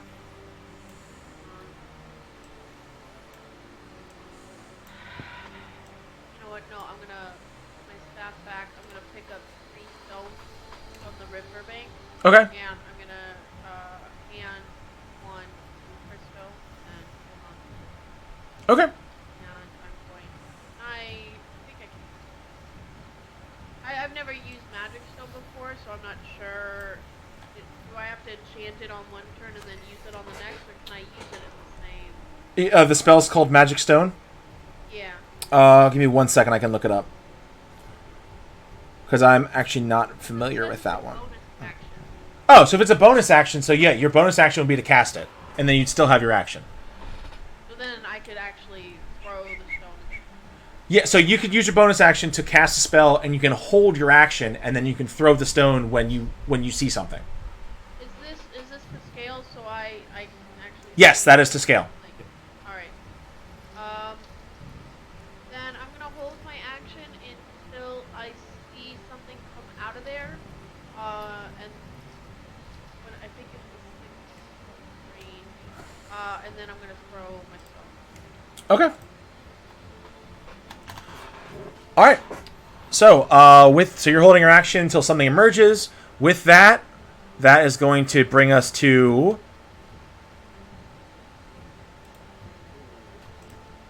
As you see, a bunch of creatures come exploding out of the tree line. Ooh, a lot of new friends. So, let's see here. So this one is going to use its dash to get to there. This one is going to get there and will be able to attack. This one can get to there, and this one can get to... This one will use its dash to get there. Since I held my action. Yes, so you can attack whenever you want as they cross the river, and then Metal, you can also make your attack when they get... Actually, they're all dashing because the river's difficult terrain, so they're not going to attack at all. Yeah. They look threatening, right? They absolutely look threatening. They're like... like these like quadrupedal dragonite figures just emerge and charge out of this Alright.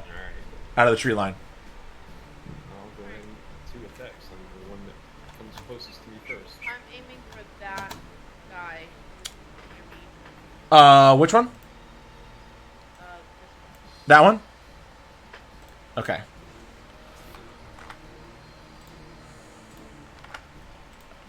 You have to make a sling attack. Yeah, so just make an attack roll and add your... So roll d20 and add proficiency and dexterity.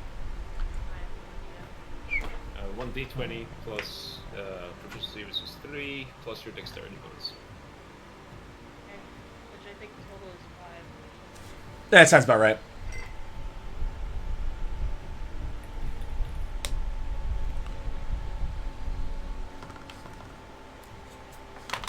Alright, also, let's make this a little bit easier, too, and I'll color code them. Oh, fuck my life. So it's a 9. A 9? Okay, so as this thing emerges, you hold the tack, you have the rock, and when this thing comes charging out of the tree line, like the leaves and branches explode out with it, you kind of like hesitate a little bit, and as you throw it, your aim's just a little bit off, and it kind of hits off its shoulder and kind of punk goes into the water. Alright, well, I'll do 2 swings with Thurnaz. Since I'm not raging, just normal swings. Okay. Oh, actually, so I'm ahead of them in turn order, and they just dash, so reckless. Okay. 21 and 23. Both hit. Which guy are you hitting? Red, blue, green, or... The green one. Green one? Okay. Go for this, yeah. Okay. First one first, so 16 damage. Okay, 16 damage. Let me just have my calculator out because your boy can't do math. Yep, same though. Okay. I can only do numbers in 12. Okay, so as you see these beasts come out, you like quick draw your hammers and just in a flash of movement, just bam, bam, and deliver both these hits right on this thing's like at the back of its skull. As its head actually dunks underwater for a second with the force of your hit. As it comes back up, you see just. All right. Kept running. Cool. So that's gonna bring us to Frisco. Yeah, right. I'm gonna use my nimble escape.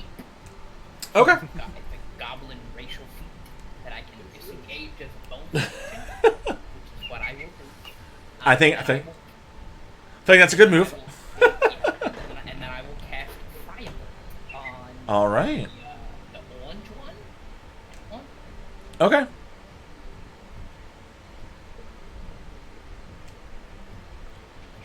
That's a hit.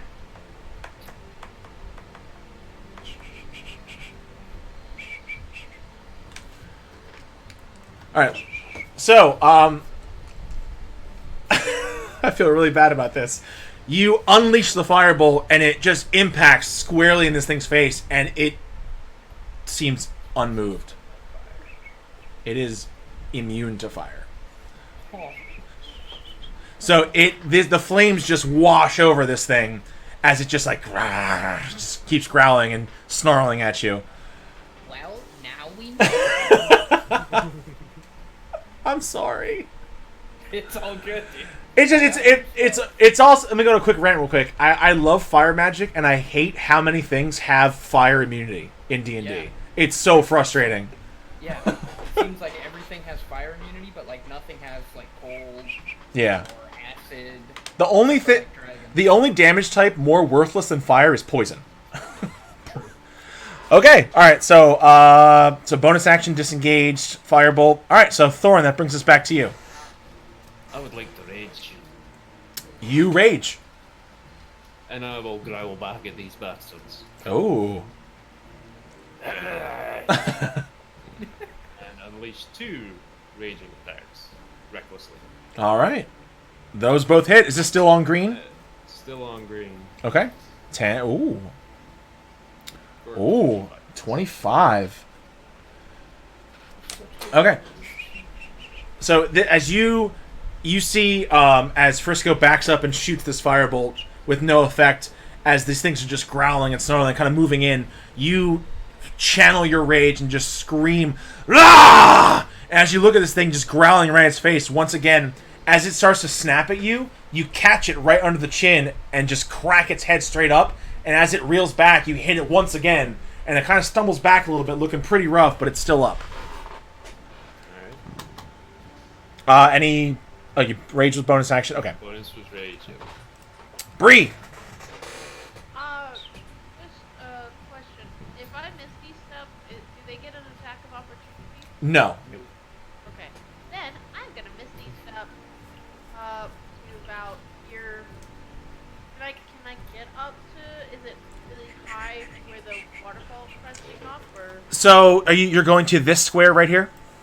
Yeah, I was just trying to. Okay, yeah, so that's the very edge of the cliff, so you can stand there, you're fine. It's about a 15-foot drop off the cliff for the waterfall.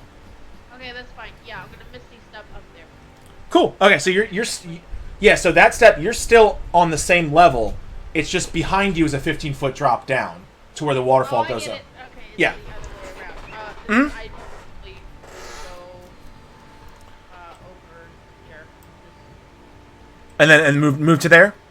Yeah, that way I'm not right off the cliffside. Smart. I thought it I was about to warg you like in fucking Lord of the Rings and just Fine, just turn into a goldfish. yeah, We're no. gone! We're gods. Okay, what would you like to do as your action? I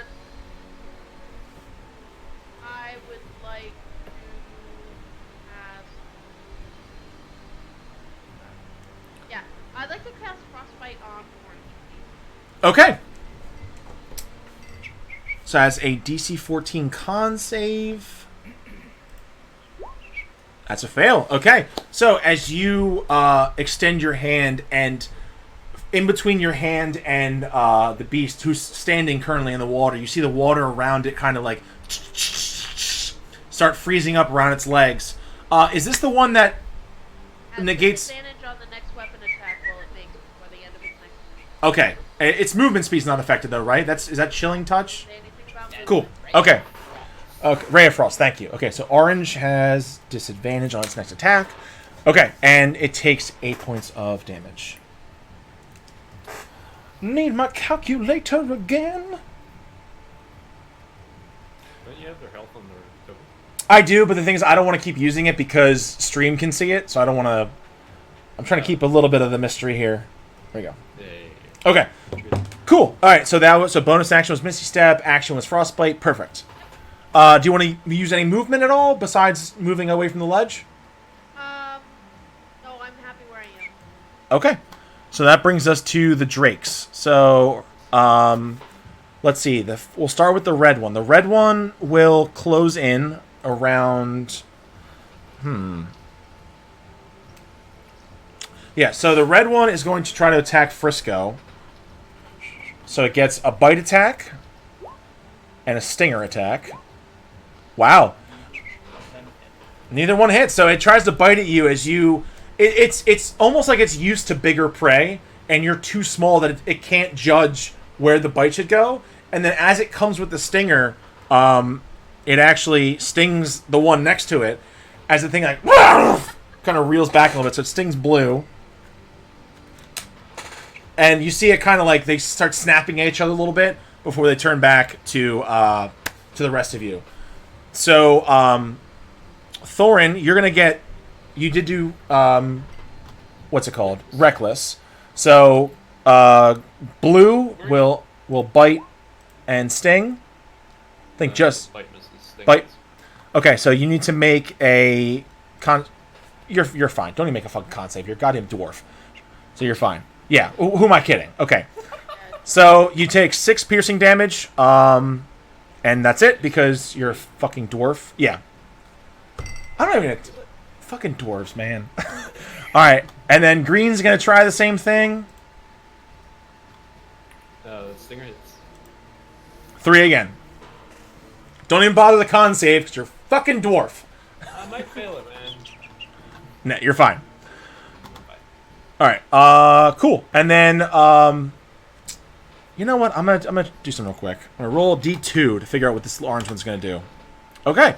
So the orange one actually turns and faces towards you, Bree, as you see it go, and it just exhales this fume of fire in your direction. So I need you to make a dexterity saving throw. Okay, you're good. Yeah. So you will take 9 points of fire damage. As you guys see this cone just erupt out of this thing's mouth. Yeah, that's pretty big. Okay, so that's everybody. All right, Frisco, you're up. I don't like these things very much.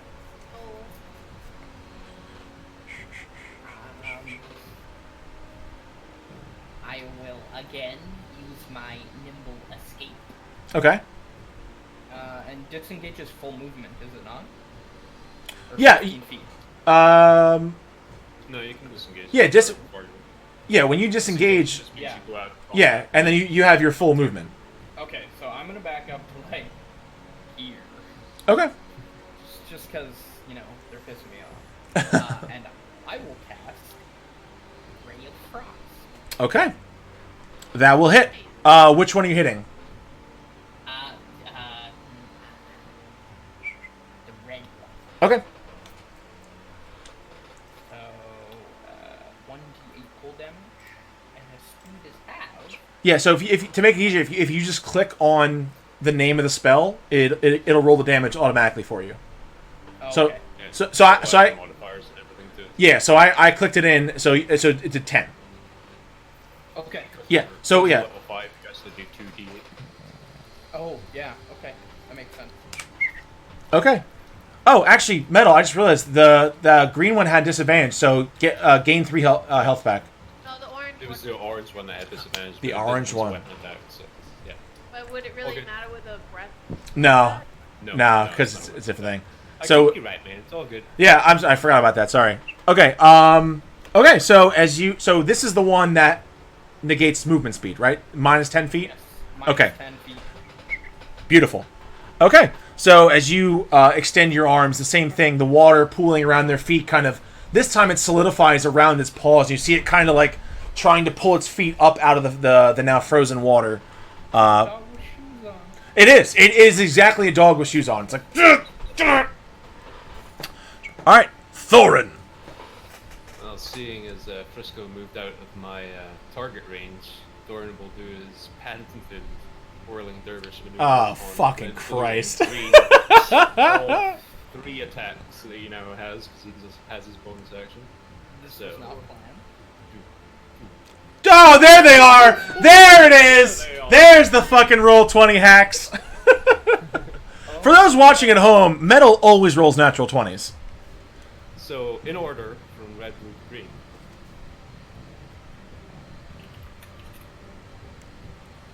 Okay, so green takes 7. I can math that pretty easily. Damage. 13, 13, so 31. And the second one is, what is that? 15. Okay. All right, so you guys watch as Thorin literally becomes the fucking Tasmanian devil and is just spinning and just, bah, bah, bah, bah, bah, bah, bah, bah, just his hammer's just colliding with these things and just they're just being knocked back. Like the red one with its arms kind of still stuck in the water, he hits it so hard he knocks it up out of the ice, but the ice is still around its paws, so it looks very confused for a second. Wow, good turn. Okay. Yeah, right? Okay, so yeah, they're all looking. Green is looking terrible. The rest of them, they're just about bloodied. All right, so Bree, you're up. I'm going to frostbite on orange again. Okay. Okay. Also, I realized they have advantage on. No, they don't. They're fine. That's never mind. Okay, so it still takes half, or take nothing. No. Okay. Okay. Okay. All right. So you try to do it again. This time, as this bluish energy flies off your hand, in a weird way, in a weird show of intelligence, the monster kind of like sidesteps out of the water for a second, as the water like freezes where it was. Monsters can be smart. Okay. He's got intelligence of 8. He's smarter than Grog. All right. Any bonus action? No. Okay. No movement. Okay. All right. That brings us to them. So let's think. They just got pretty fucked. All right. So the first thing that happens is I'm gonna roll something for the green one. Okay. The green one looking really fucked up. Still will not back down. So the green one's going to attempt to hit you with a bite and a stinger. Both advantage, remember? Oh, I didn't think you did. Oh, you did do reckless. You're right. All reckless. Both Okay, both hit. So there's the bite and there's the stinger. So 2. So 6. Right? 4 points of damage. Yeah, four. Yeah. It's half rounded down. Shouldn't it be 2 plus 1 plus 2? Well, because he's bear, so he's resistant. No, Yeah, he gets okay. rounded down to half, so it's 1.5 rounded down to 1. Then the 1 Yep. fire damage doesn't get half because it's 1, and then Yep. 2 piercing. Oh, I was just adding them all up and then halving it, just because you're resistant to everything, but except psychic. Yeah, but you have to add the resistances. All right. separately, just so you get proper halving on the damage. I will let you do the math. All good. I got All it. right, and then blue and red are going to also attack as well. So this is red, and this is blue. So 2 bites. both hit. Oh, they both hit. Both Okay, hit. so Mine 2 is bites, and then a stinger. Yeah. That would be 4, 3, 6, 8, 10. Okay, and then let me figure out. Does orange get back his? Nope, he does not. Okay, so you see the orange one kind of breathe in again, and as he does, like these little like spouts of fire attempt to come out, but nothing does. So seeing how Thorin is fucking up its brethren, he's going to attempt to come towards Bree and take a bite and a stinger. So a 19 and a 17. I'm sorry. No problem. Take your time. All right. So I think. Let me just check her thing real quick. I think Can that. I ask something while we wait for her? Yeah, of course. Okay. Let me know if this will work. Okay. I tell Thorin to duck. Can I use Dragon's Breath? And will it not hit him? I'll allow it. Okay, I'm sorry. What am I doing? My armor class is 13. So Okay. I won't hit. So you get hit with a bite. So it's. So you take 3 piercing. Yeah, and then I need you to make a Constitution save. Oh no. Okay, so. That's my con save. Oh, it's yours. Oh shit, metal save. Okay. Take an extra point. So. Okay, so Bree, you're good. So Thorin, you are poisoned for an hour, So at the beginning of every turn... Oh, no. No, you're fine. That's- Yeah. I feel bad. Yep. I'm sorry. I forgot how to read. All right. Yeah. So you're good. That's all right. So that's everybody. That's all the Drakes. Frisco. So yeah, if you want to do that, I'll allow it because that's fucking badass. Yeah, alright, well, I will use a second level spell of Dragon's Breath Beautiful. on myself to lightning. Oh, I love it. Okay, so I'm assuming you yell out for Thorin to duck. Yeah, so Okay. Dragon's Breath is apparently a bonus action, which is badass. So I use a bonus action, cast it on myself, and then I yell, Thorin, you might want to duck. and then as my action, I use Dragon. Or before I use it, sorry, I move to here, Okay. which is I a duck. 15-foot bow. So it hits all three. Beautiful. Okay, so in this very, I love this spell's component is a fucking pepper. So you see, It's a hot pepper. you see Frisco pull out this pepper, and just, and as he says Thorin duck, you see little like these little like sparks coming off of his mouth, as you take a big breath and just, and this lightning bolt just crackles out, and they have to make a dex save. Okay. Yeah. So all right, so this is red, blue, green.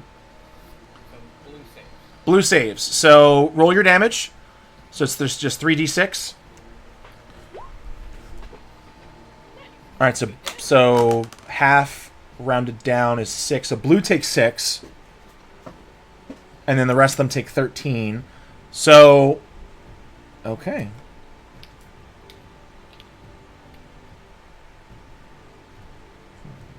Okay. So as this torrent of electricity just explodes out of your mouth, you see as it comes, the green one starts backing up out of fear and steps its back leg into the water. And as the lightning hits it, it just like electrocutes the whole thing. As it falls into the water, still twitching and electrocuted, you see like, its skin turning black and smoke kind of coming out of its under its scales, just completely dead. And the other two, a very similar sight to the other two, but they managed to kind of grit through it and hold their ground. Great fucking turn. I love that spell so much. All right, Thorin, you're up. Well, let's see if we can help them back from holding their ground. I am at normal now that I'm poisoned, so reckless still, but normal attacks. Okay. So red, blue, red. Okay. So you miss blue, but you hit red with both. 80. 25 points of damage. Okay. So as you crack the red across the face, and you bring the other one down onto go to hit blue, but the blue one still kind of jittering from being shocked, kind of steps out of the way without knowing it, and kind of in your anger you turn back to the red one, and just as you connect with under the jaw, you hear a sickening crunch as the jaw actually like cracks in half and the teeth stab up into the underside of the mouth, and it just kind of like gurgles and falls over to its side. I'll turn back to blue and just roar. Make an intimidation check. Sorry, make an intimidation check with advantage. Actually, okay, 16. Okay. All right. Anything else on your turn? That's it. That's it. All right. Cool. Beans. All right. So that will bring us to Bree. Yep. She's a little PO'd. And she's just gonna come and slam her hands together right in front of it and fucking clap it. Very nice. Very nice. Okay. All right. So it does save. Does it still take? It's a cantrip, right? So it does. Okay. So as this thing kind of is encroaching on you, you very out of instinct just kind of like slam your hands together. You hear boom, and the brush and the tree around you kind of shake with the impact. But this thing manages to kind of dig its claws into the ground and manages to hold its ground. You do still have your bonus action if you want to use it. Yeah, I'm What was that? Get a healing word on myself. Beautiful. Okay.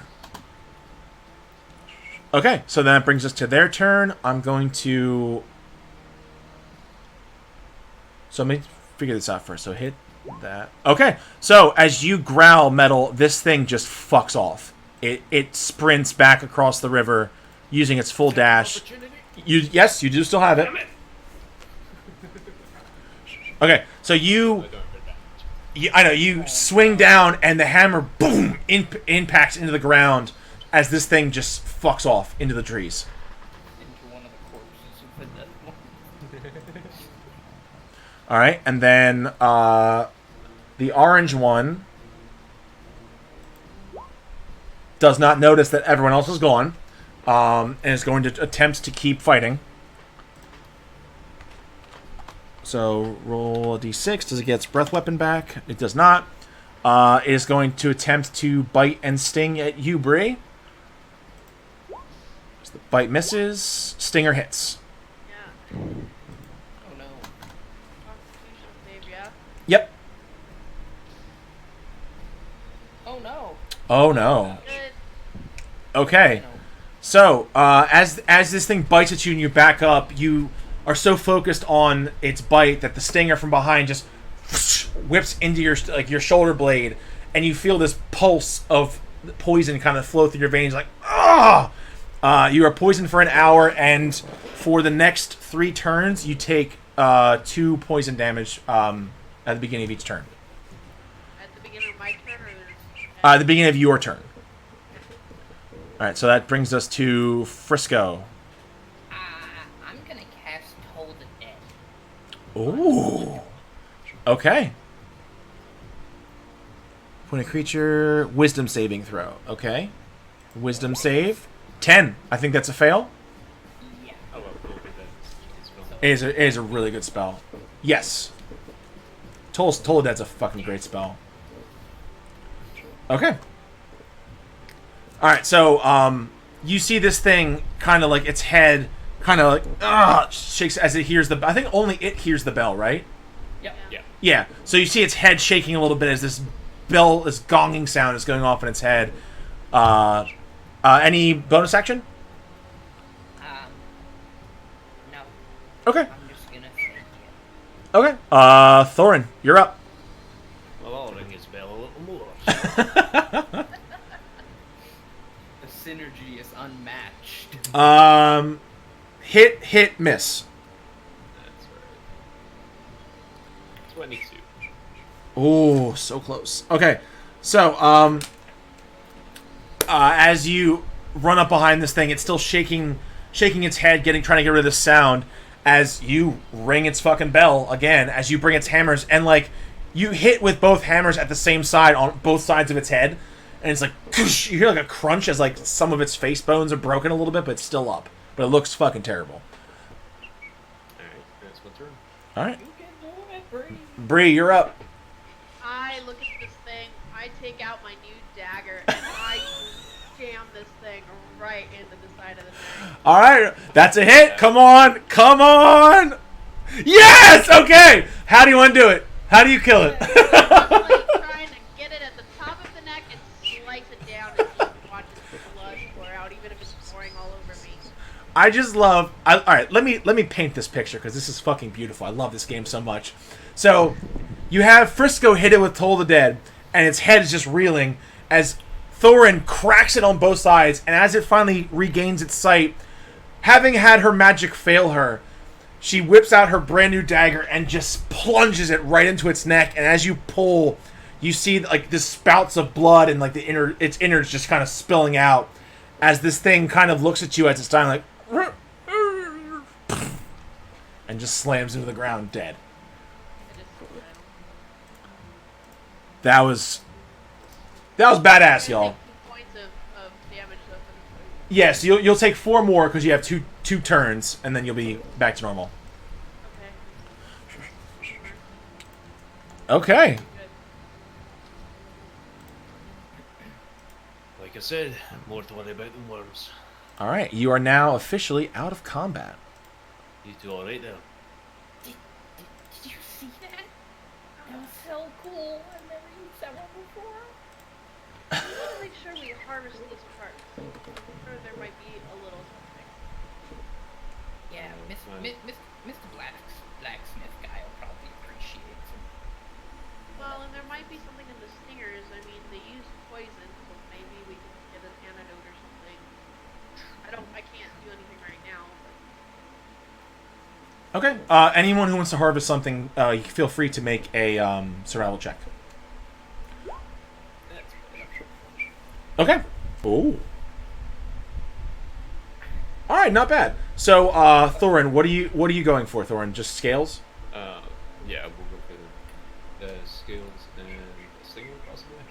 Okay. So, with your 19, you managed to get about 3 larger, still intact scales, and you managed to get one of the stingers from one of the ones you've killed. Bree, are you going for the same thing as well? I'm going for a stinger and possibly flame sack. Okay. So, yeah, with your 19, you very easily get the poison sac, and the one who actually breathed fire on you managed, and the one you just murdered. With the wound you carved with your knife, you kind of... It's a little gross, but you see her kind of pull open the skin flap and kind of look in, and you do see there is one of the flame sacks is still intact, and you do manage to get one of those out. Oh, I get a stinger, a poison sack, and a flame sack. Well, the stinger is the poison sac. Okay. And then you have a flame sack, and then with your, if you choose to, you would get 2 scales as well. Okay. Frisco, are you going for the same kind of things as well?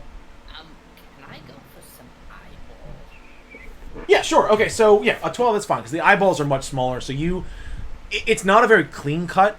The eyeball is still intact. You kind of cut the scales around the eye, so you don't have specifically just the eyeball. You have like a chunk of where the eyeball is, if that makes sense. Like a socket. Yeah. It's like oysters. You can... Oh my god. I mean, yes. I mean, yes. That's what it is. But good lord, man. I'm playing a goblin. Give me a break. It's like an oyster. Jesus Christ. True. Sort of shit I do. I need Sneck to meet Frisco so badly. Alright. We need to make an evil campaign. You see Thorin kneel down each of the draken that he's killed and take some of their blood and draw a mark on his arm. And then hold his hand to his chest. What's all that, Thor? We'd love to pay respect to what you killed. It's in the back of this conversation here. Bree looks over. Does she see him like trying to eyeball? I assume so. It's a pretty loud noise. So She's turning into the bush and just puking. I feel like the greatest source of respect is using the parts of the creature that you kill. Am I wrong? I'm It's true. hungry. In some cultures, some He's not gonna use it anymore. creatures Yeah, eat sure. parts of what they kill to gain their power. Yeah. So I'm gaining. oh my limits. god. These humanoid intelligent creatures cook most of our food? You said I'm the only goblin you know, correct? True. Well, you learn something every day. Can I say how much I love this fucking game? Where you have this incredible, respectful, solemn moment of honoring a fallen opponent, and then slurping out a fucking eyeball like an oyster. I love Dungeons and Dragons. I love this game. Alright, well, after that disgusting display, as Bree vomits her lunch out over the side of the cliff, landing on some small... This is why playing your alignment is good for RP. Technically, I'm neutral. Hey, how does neutral? No, just neutral. He's playing a goblin well. I have no strong feelings one way or the other. Yeah, Alright. I was hungry. Okay, so, you guys have managed... are you guys taking a short rest to... you can use your hit dice if you would like. Yes. So, as you guys are harvesting and eating eyeballs, you can roll your hit dice to get your health back up. I'm good. And I'm glad you're okay. Any traits that recharge at a short rest also recharge, I think. So, Frisco, as a wizard, you should get some of your spell slots back with Arcane Recovery. I'm a wizard.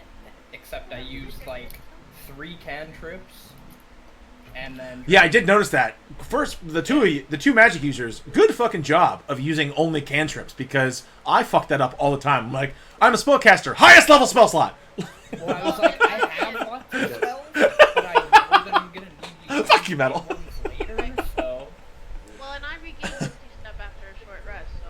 Oh yeah, so some of the stuff you guys should get back. Oh, that's right, because you're an Eladrin. That's right. Yeah. Meanwhile, in my games, it's a goblin level 5 spell. All right, so if you guys would be so kind, if you guys can make some survival checks as you guys continue on the trail, see if you can figure out where you are going. Fuck my head the dice. explanation of arcane recovery is so freaking convoluted. It really is. The Yeah. spell slots can have a combined level that is equal to or less than half your wizard level, rounded down. What does that even mean? So 2? 2. Yep. So It's I can get 2 spell slots back. so you can get 2 one level. 1s or 1 level 2. Yeah. Yeah, okay. Yeah. That makes sense. So yeah. Does it? Does it though? I just It sucked an does if you, eyeball if you there. know I'm what it thinking, means. I'm not It's a wizard, yeah, man. I'm a rogue. I'm about I to stay lose. away from spellcasters most of Did the I time. fucking goddamn? I'm too There we go. distracted and being angry about the stinger mark if I neck. See, I usually stay away from spellcasters, but like, I wanted to have some fun. Yeah. No, I Never play played it. a forge cleric. That's fun. God, motherfucker. Like I a have- knowledge cleric and other kind. I have a rogue bard and Yeah. a barbarian. Technically, you're not transgendered. You just died and resurrected. I died as a female and was resurrected as a male. Okay. There's a difference. It was like a rebirth. All right, I'm also going to apologize again to our audience here, as my cameras are just like shitting themselves over and over again, but they're good now. All right, so with your survival checks, yeah, so okay. If only you guys had advantage. Right? All right, so you guys do struggle for a bit, but eventually you just realize, if we head towards the mountain, we'll find it. It's somewhere near the mountain range. So it does take you probably about another half an hour, 45 minutes to reach the base of the mountain. So now that you're here, you guys can try to make one more survival check. Is it getting to be later in the day? Is it like getting... I'd say by now you left around 12:30ish. It's probably about 2. You've been traveling for a while. Okay, so with your survival checks, Sandrasa, you do notice you don't find a trail, but you do happen to see at least one cave system ahead of you. Okay. Is it the only one I can see, or Yes.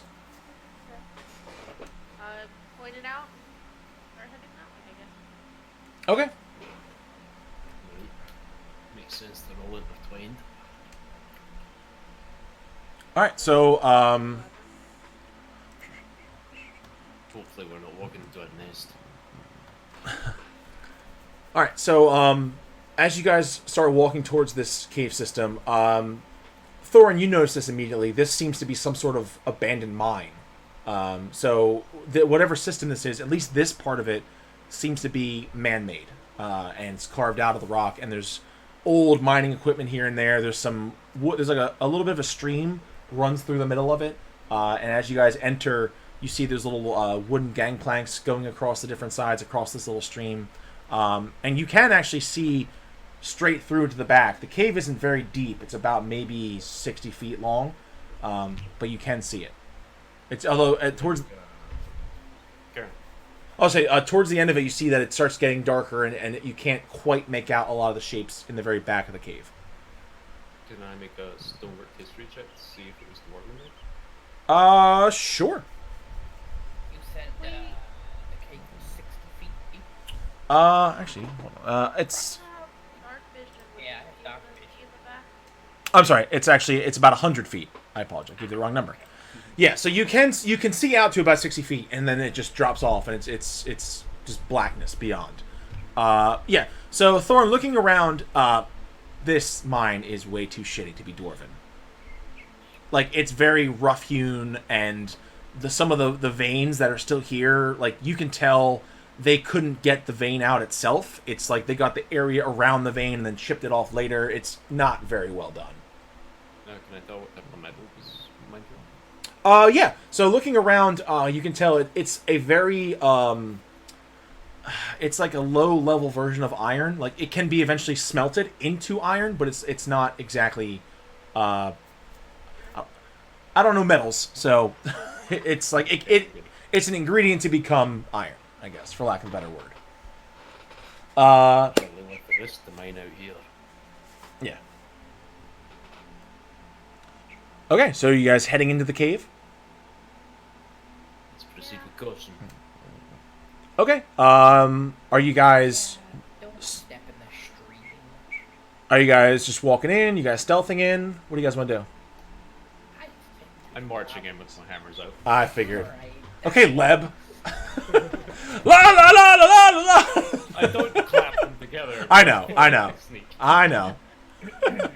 All right. So as you guys begin to walk in, It'd be better if we threw it out here. We'd have. Or, Depends it's who not that I have any deep it nests problem within the with moon. caves. It's Yeah, sure. okay. So as you guys walk in, you do see that the stream does run in through the middle of this cave and kind of winds around. It looks probably about like 2 feet deep. It's not very large. But on different sides, you see old little mine carts. You see there's some sort of like beds set up. You can tell like some people may have been living in here long after the mine was abandoned. But as you move further in, I need everybody to make perception checks. You've got me a whole different kind of stupid sleep in a mind that's invested in works. Okay, perfect. So, Thor and Frisco, as you guys look around, you don't see any movement. Even as you get further in, your dark vision can see towards the end of the cave. There's nothing moving at all in here. Bree, as you guys walk closer in, you very, very subtly feel the slightest tremors as you walk across the ground. You know that? For what? Just wait. Then she puts her hand on the wall to try to feel. Okay. As you put your hand on the wall, and now that you're focusing, you wait for a second. About 5 seconds go by, 10 seconds, 15 seconds, and then suddenly you're like you feel very low level vibrations in this wall. So it's in the wall that's next to me, or can I tell in which, like, orientation? It almost feels like it's coming from all around. You can't really pinpoint it. It's whatever it is. It's soft, but it feels close. Well, if you want to draw it out, you do hug the wall. Prepare your spells. I can draw it out.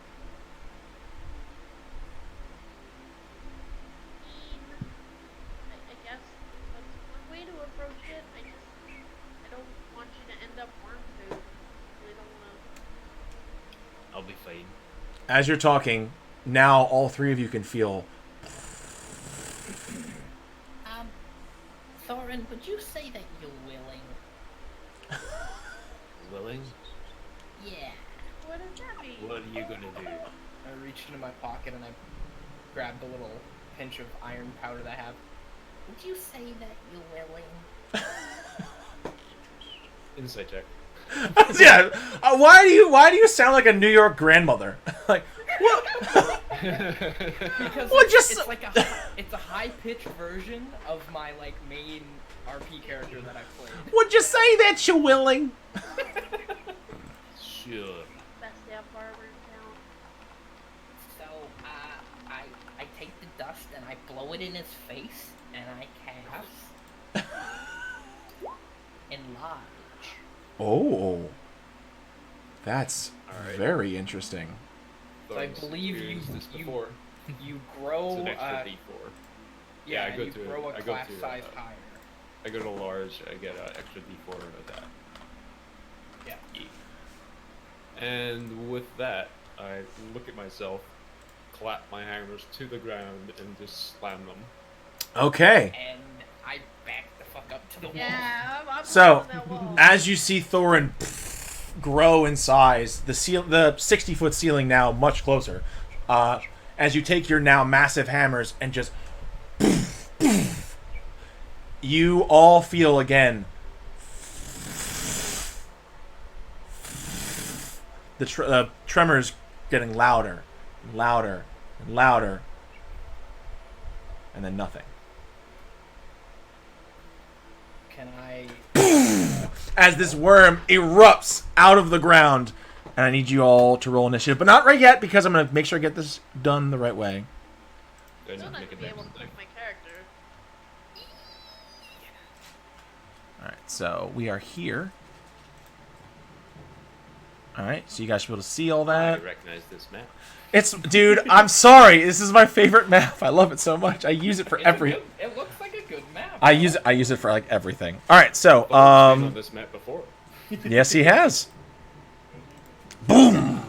As this worm erupts up out of the tunnel. So you guys can place yourselves where you think you are. So, Bree, I think you said you were off the side. So, do you want to be, like, here-ish? Or... Oh, that's the wrong layer. I don't know where here is. Okay, Yeah. I see it now. Yeah.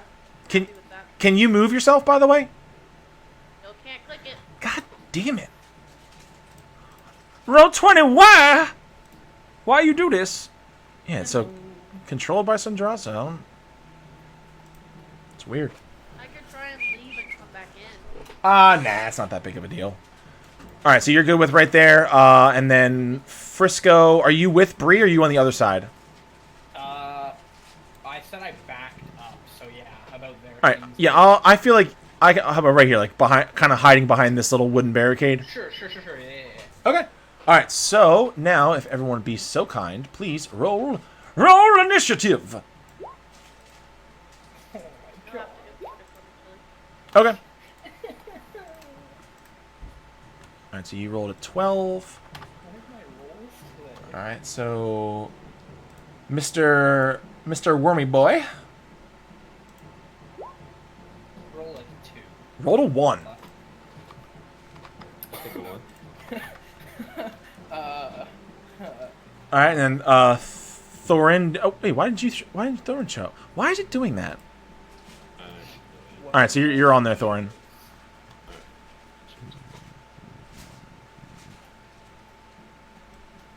This is the most disappointing initiative order ever.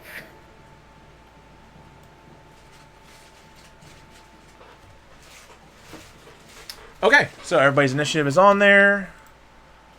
Alright, so descending order. Okay, so Bree, you are going to be up first. Okay.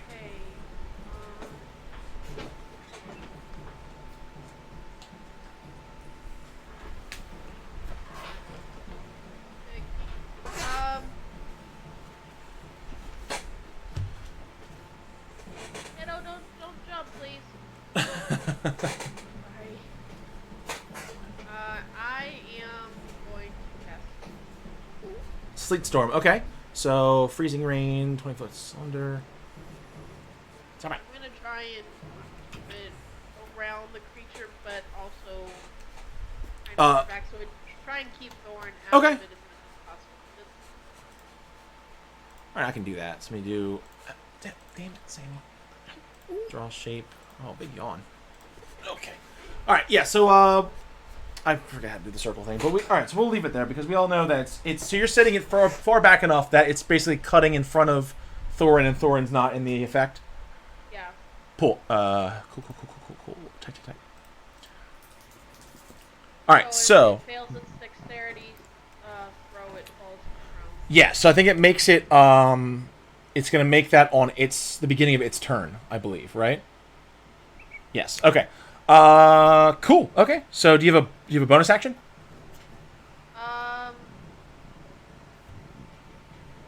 I've got one magic stone left.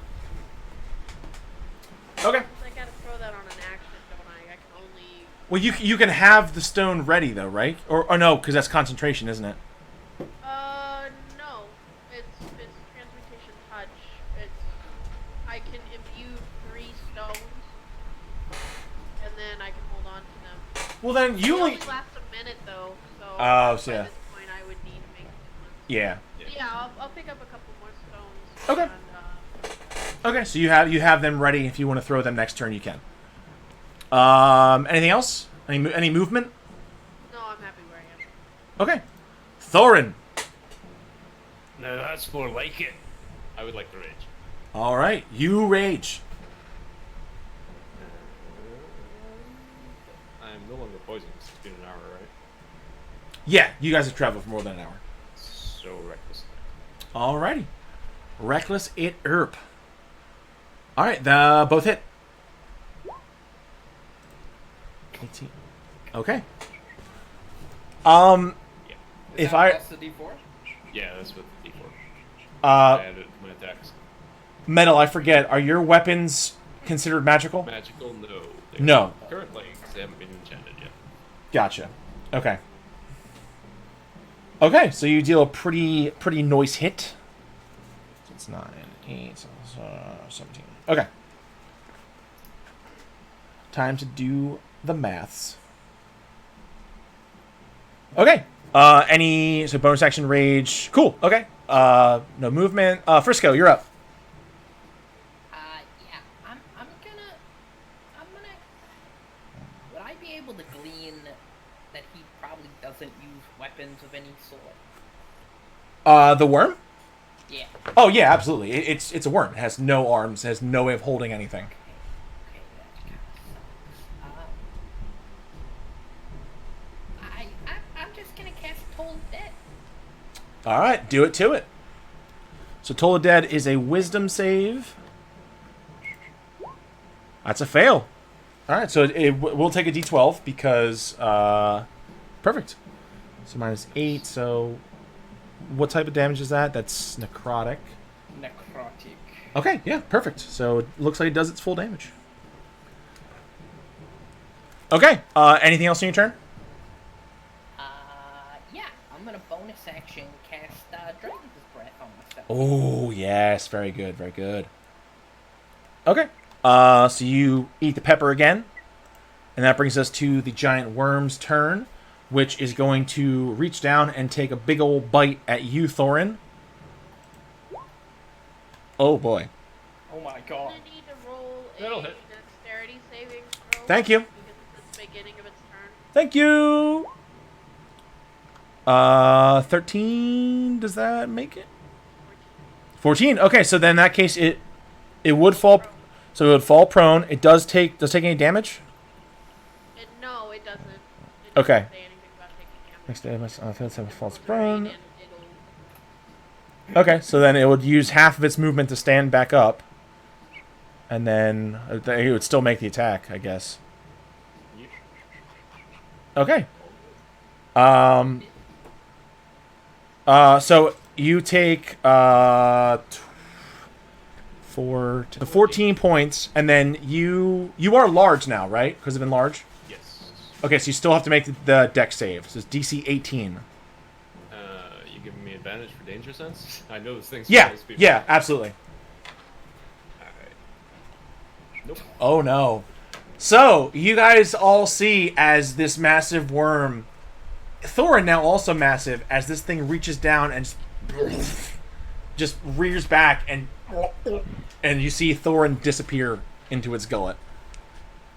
Okay, so you are now blinded and restrained, and you are going to take, so I have to half all that, so it's 3, 3, 3, so you'll take 9 points of damage at the start of every turn. Yep. Okay.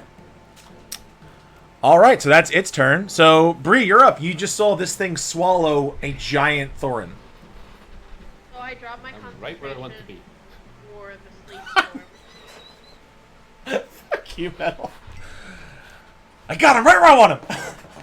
All right, so you drop Sleet Storm. I drop Sleet Storm, I take out my dagger, and I go to the spot that the blacksmith showed us that was circled in red, and try and jab at that spot. Okay, are you using your dagger? Okay, I will give you advantage because you don't even need it. You don't even need it. Booyah! All right, roll. So that's 9. And so 20 more damage turn from creature inside. Okay. Okay, so that's 9 damage,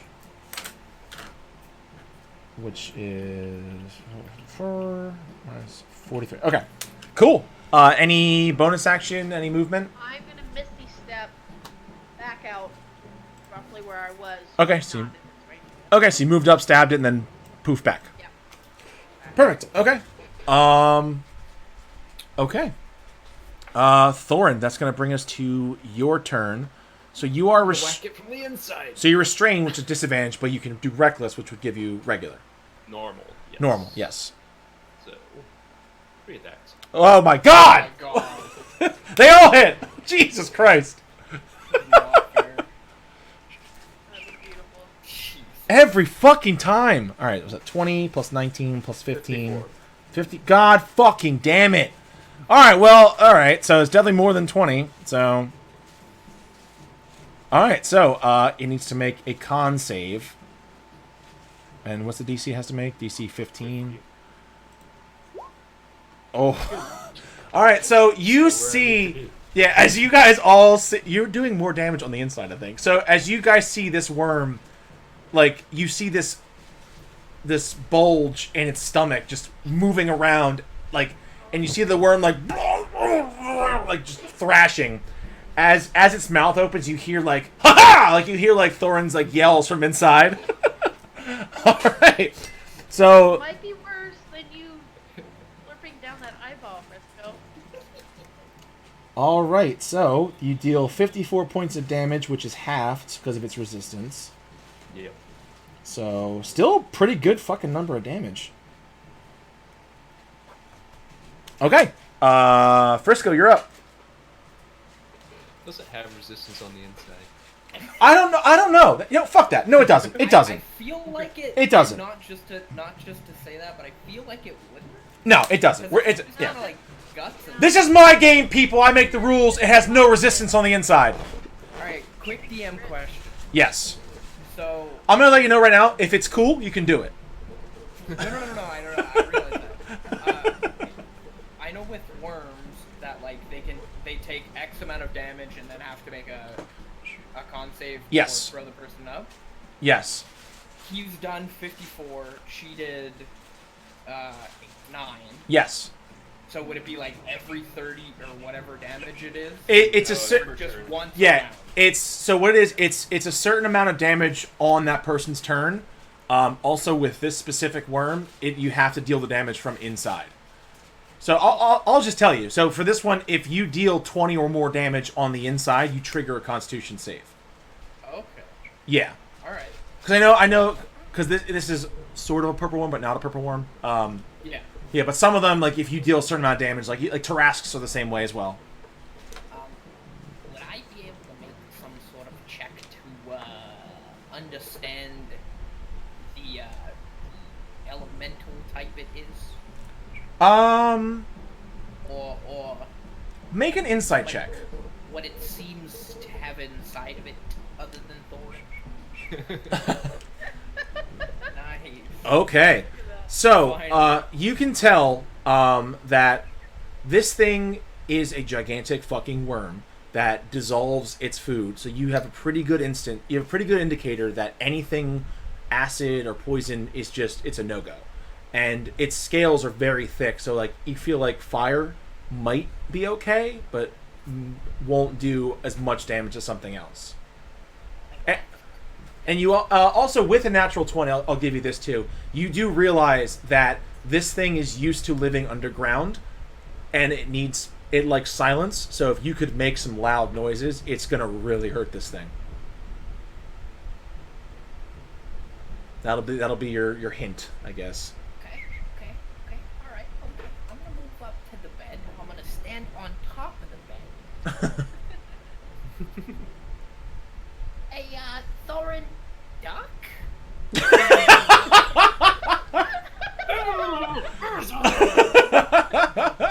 and I'm gonna use Dragon's Breath, but it's gonna be ice this time. Okay. Roll your attack, or is it a save? It's a save, isn't it? It's a save. Yeah. Can you just roll the thing again? I gotta remember what it is. So it's Dex save. Okay. 14. My spell save DC is 50. You got it. All right. So this time, as you say duck, as you talk, you have those wisps of cold air coming out of your mouth as you breathe in. Bree, you see this just fucking blizzard erupt out of this goblin's mouth and just coat the bottom of this thing in ice. Best goblin ever. All right, 6 damage. Okay. Anything else on your turn? I was here, so I'm gonna 30 feet. I'm gonna back up to there, Okay. and I'm gonna hide with my nimble escape. Okay. Roll a stealth check. Okay. Takes us to the worm, who is... You dropped Sleet Storm? Yeah, I did. Okay, so first thing that happens is, Metal, you take... It's 9, so yeah. I've taken that my turn. Oh, you're right. My bad. Yeah. Okay, so that's going to be its turn. It's going to... Actually, you know what it's going to do? You see this thing turn to you, Bree, and then go back underground again. Not okay. Not okay.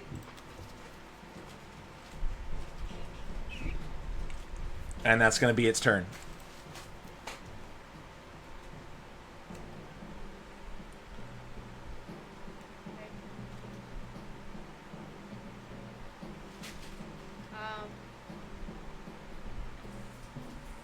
You just got Monster Huntered. I did. Do I feel the rumbles like we did before? Because it just left. I should. Yes. If it's still nearby, I can feel the rumbles. Can I tell if it's leaving or if it's just biding its time? So it can move 20 feet. So you still feel it under the ground pretty close. And it does feel like it stopped underground. I know exactly where it is. Shit. So I guess what I'm going to do is I'm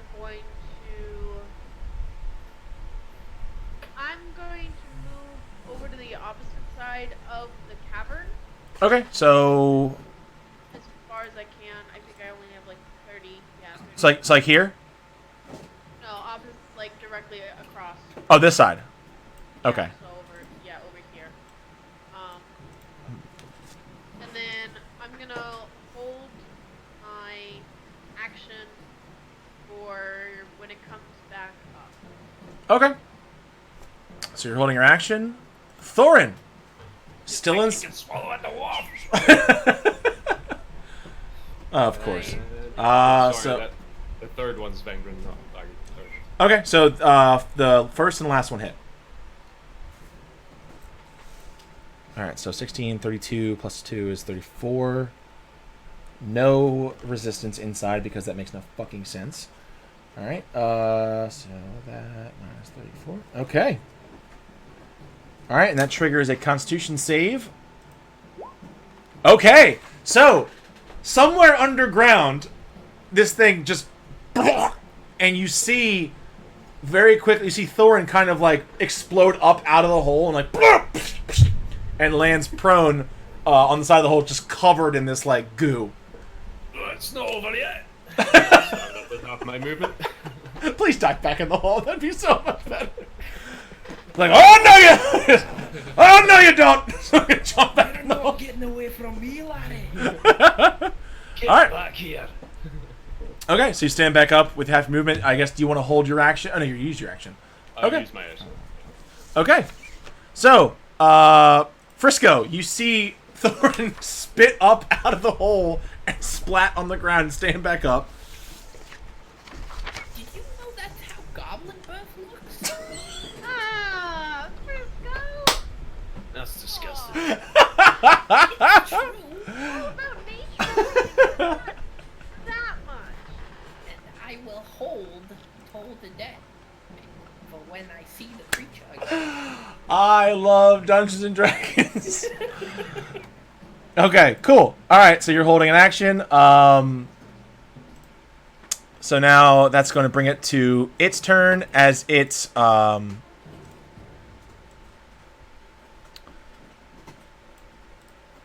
as it erupts back from under the ground.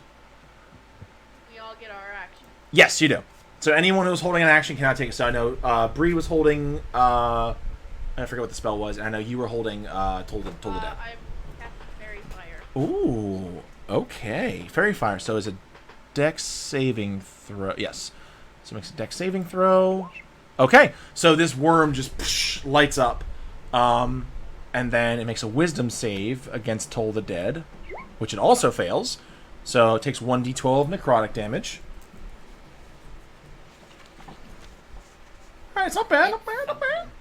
It is. Alright, so this thing is looking real bad as this light fills the cavern, and you see this thing like as this ringing goes off in its head.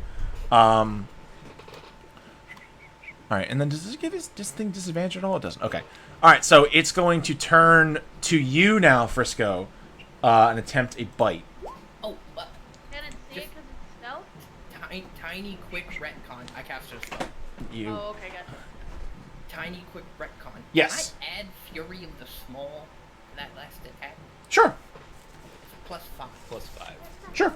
Fury of Small. He's so... Fury of the Small. It's- When you it's- damage a creature with an attack or spell, the creature's size is larger than yours. You can cause the attack or spell to deal extra damage to the creature. Yep. Nice.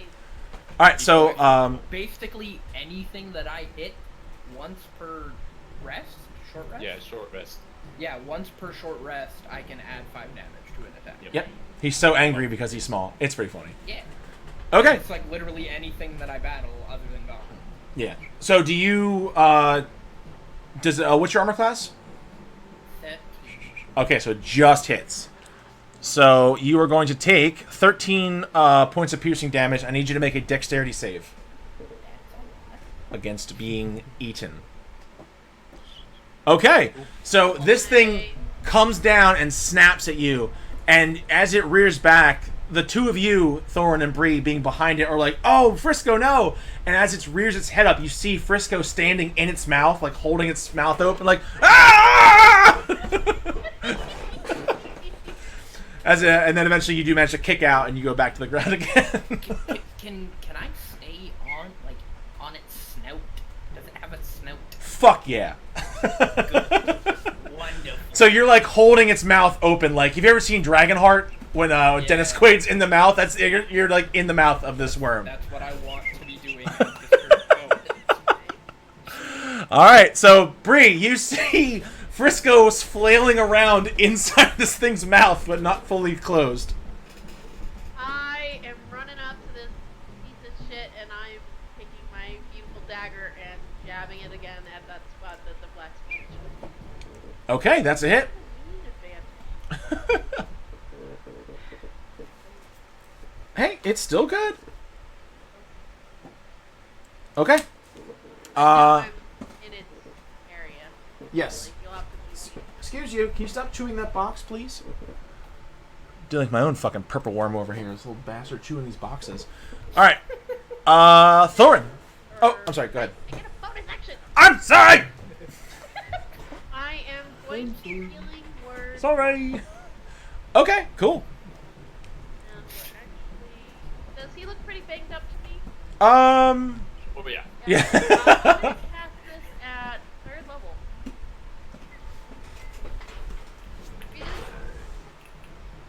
Hey, that's one more turn inside the worm. Okay, so Well, that's 9, so All right, so with one hand, as you cause destruction, ripping open this thing's belly, with the other, you send out some healing energies over to Thorin, who feels a little rejuvenated. Which now, Thorin, it is your turn. What's the matter? Do I not taste good enough for you? Please don't kill it. Since I'm back outside, let's have some advantage on this. Oh, look at that. All right, the first two hit, the last one misses. Please don't kill it. First two are the big damage. Okay, so that's 24, 28. 28, so Please don't kill it. got a half that. So I'm half the damage, so. Oh, okay. Thanks, sweet. that's 28, 14, so... I just putting her up for you. Really dragon fire into its mouth. No, Okay. that's not what I have planned. All right, Frisco, you're up. It doesn't have eyes, right? No, it does not. Does it have a tongue? Yes. Can I bear hug its tongue and Are you- cast vampiric touch? Yes. Yes, you can. All right, that hits. All right, so Okay, so I forget what Vampiric Touch does. Is it just on an... hit, the target takes 3d6 necrotic damage. Okay. That's a really good roll. Oh, that is very good. Oh, so close. I regain hit points. Where does it say? Regain hit points equal to half the amount. Death. Yep. So 7. 7. That's good. 7 is good. All right. No, it takes full damage on that. Yeah, but he heals. But I specific- Oh, he heals 7. I gotcha. That Okay. was really clever. All right. So as you bear hug this thing's giant tongue, you see the tongue begin to dry out and crack and become like white and petrified as this thing reels back as you feel this life pumped back into you. It looks horrible. And that's going to bring us back to its turn. So it's going to bite at you again. With Would we say it has advantage? it does I'm it literally in its mouth. it does have advantage, yes. I would. All right, so 29. Oh. That's okay. Okay, and you take 23 points of piercing damage, and then you need to make another dexterity save. Good thing I heal. That's all I'm gonna say. Dex save. Yes, dexterity save. She wizards. Oh no. So as you hold the tongue, you're like, ha ha! Its mouth just clamps shut, and you feel yourself get pulled back into the worm. It's really dark in here. All right, Bree. Shit. Hopefully you I'm- kill it. Yeah, trying to decide if we go.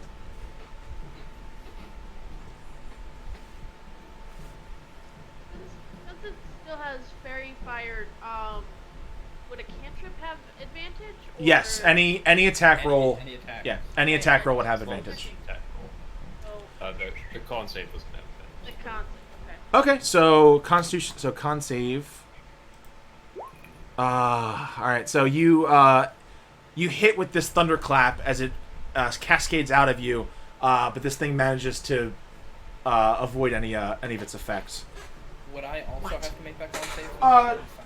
No, I don't think so. I think you have total cover, and Total immunity to anything that happens outside the Okay. yeah. Well, so then I didn't have to tell you to duck. Wonderful. All right. Anything else in your turn? I am going to healing word myself. Okay. I almost hope you don't kill him because I have another plan. All right. So that's going to bring us to Thorin. Damn, Moradin. Let's go, what you doing? I drop both my hammers, pull out my javelin and one of my hand axes, run underneath the worm, and lob the javelin up into its jaw. All right. Make your attack. Okay. 26. That will hit. 10 piercing damage. Oh my god. Alright. Still up. Does the jaw... I'm enlarged, so does it drop One within point. reach of my hand axe? It does. It comes down a little bit, but it's soft underbelly where Bree has been slashing it there. Going at it. Alright. Roll to hit. I've got a raging index. I'm prepared for this stuff. That's a hit. How do you want to kill it, Thorin? As it had 1 hit point left. Oh my god. I As can't the believe javelin goes up, it takes it straight through the jaw and starts coming down. I just take the hand axe with both hands and tear through its gut. Okay. So, running out, running underneath it, you draw this javelin and just chuck it up at it, and as it hits, it reels back in pain and just with the expert precision of a fucking surgeon, just slice right through where Bree has already cut this massive gouge, and you see its innards just start like funneling out, just spilling out onto the ground, and you see like an intestine, you see like a stomach, and then Frisco pops out.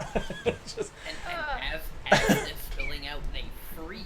'Cause I'm on the same turn, so we're doing this at the same time. It's I true. cast chill touch. I'll allow it. So as it comes out, you see that all of them just like they're spilling out first, and then they start to slowly freeze, and they turn into like a fucking water slide, and then you see Frisco slide out on the frozen innards, and just like That's where I was gonna go with it. yeah. As this worm recoils back and eventually just falls to the ground. Did you have as much fun as I did in there? Yeah, that was awesome. Oh, you both really. Like more than normal? Oh, very much so. I don't know what this thing ate before. You just. God, is it bad? Well, we can find out, I'm sure. Can I sniff Thorin and see if he smells as bad as I do? All right, make a perception check for smell. Make a sniff check. Yeah, make a sniff check. Oh, I that's was in those performance. digestive fluids for a couple of turns. Frisco, you reach over and you take a whiff of Thorin. He smells good. How many eyeballs did I get? You would have gotten 2 from the Drake. So One? you, Okay, great. yeah. All right. So with that, you have slayed the beast, and just for the sake of brevity, since we're wrapping up, you guys eventually do manage to harvest the different organs. You harvest the scales for the blacksmith. You bring back enough of the meat and the other scales as a reward for Commander Elgon. And then if there's anything else specifically you guys wanted to get, you do manage to get it. When you eventually do come back to camp, they hold a big celebration in your honor. They continue building the wall. The wall is eventually fixed within a few days. And as you guys stick around doing other odd jobs and missions, you realize that nothing else large is coming to the base to tear down the wall. And for at least for now, it seems as though you have given High Cliff Point the next step into becoming a successful outpost. And with that, Big question. yes. Do we get paid?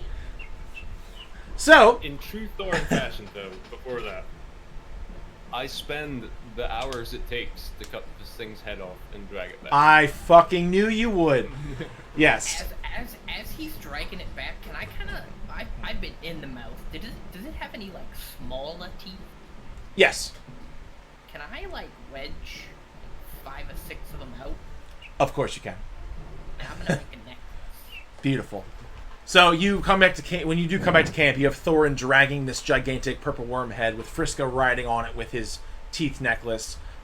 Celebrations are held in your honor, and as we eventually do, we fade out on the image of Bree just harassing Commander Elgon, saying, "Where's the money? You promised us money." And the camera slowly pans out, and you hear, "I'm good for it. I promise."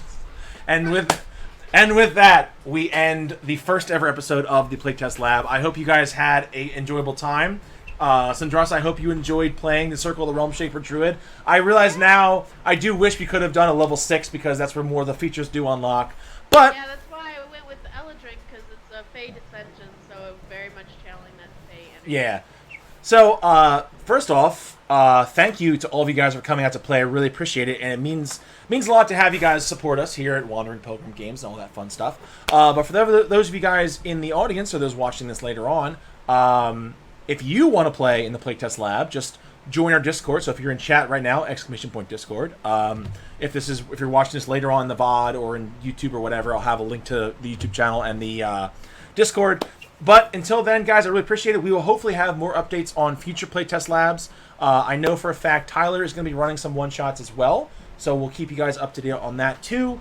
Do you guys have any other announcements you guys want to give? You can find me over at Sandrasa on Twitch because I'm self-promoting and, all that stuff. Yeah, Sandrasa's got an amazing quilt game. Like, it's real good. It's real good. Channel. All good. If you Thanks follow for Metal God having 5e on Twitch, if I go live, we're probably going to do the last session of my campaign. Maybe. It's been a while. We might get to our last session. I'm waiting for a new campaign because I may be wanting to play a campaign for a while. Harrassing Chili forever. I know.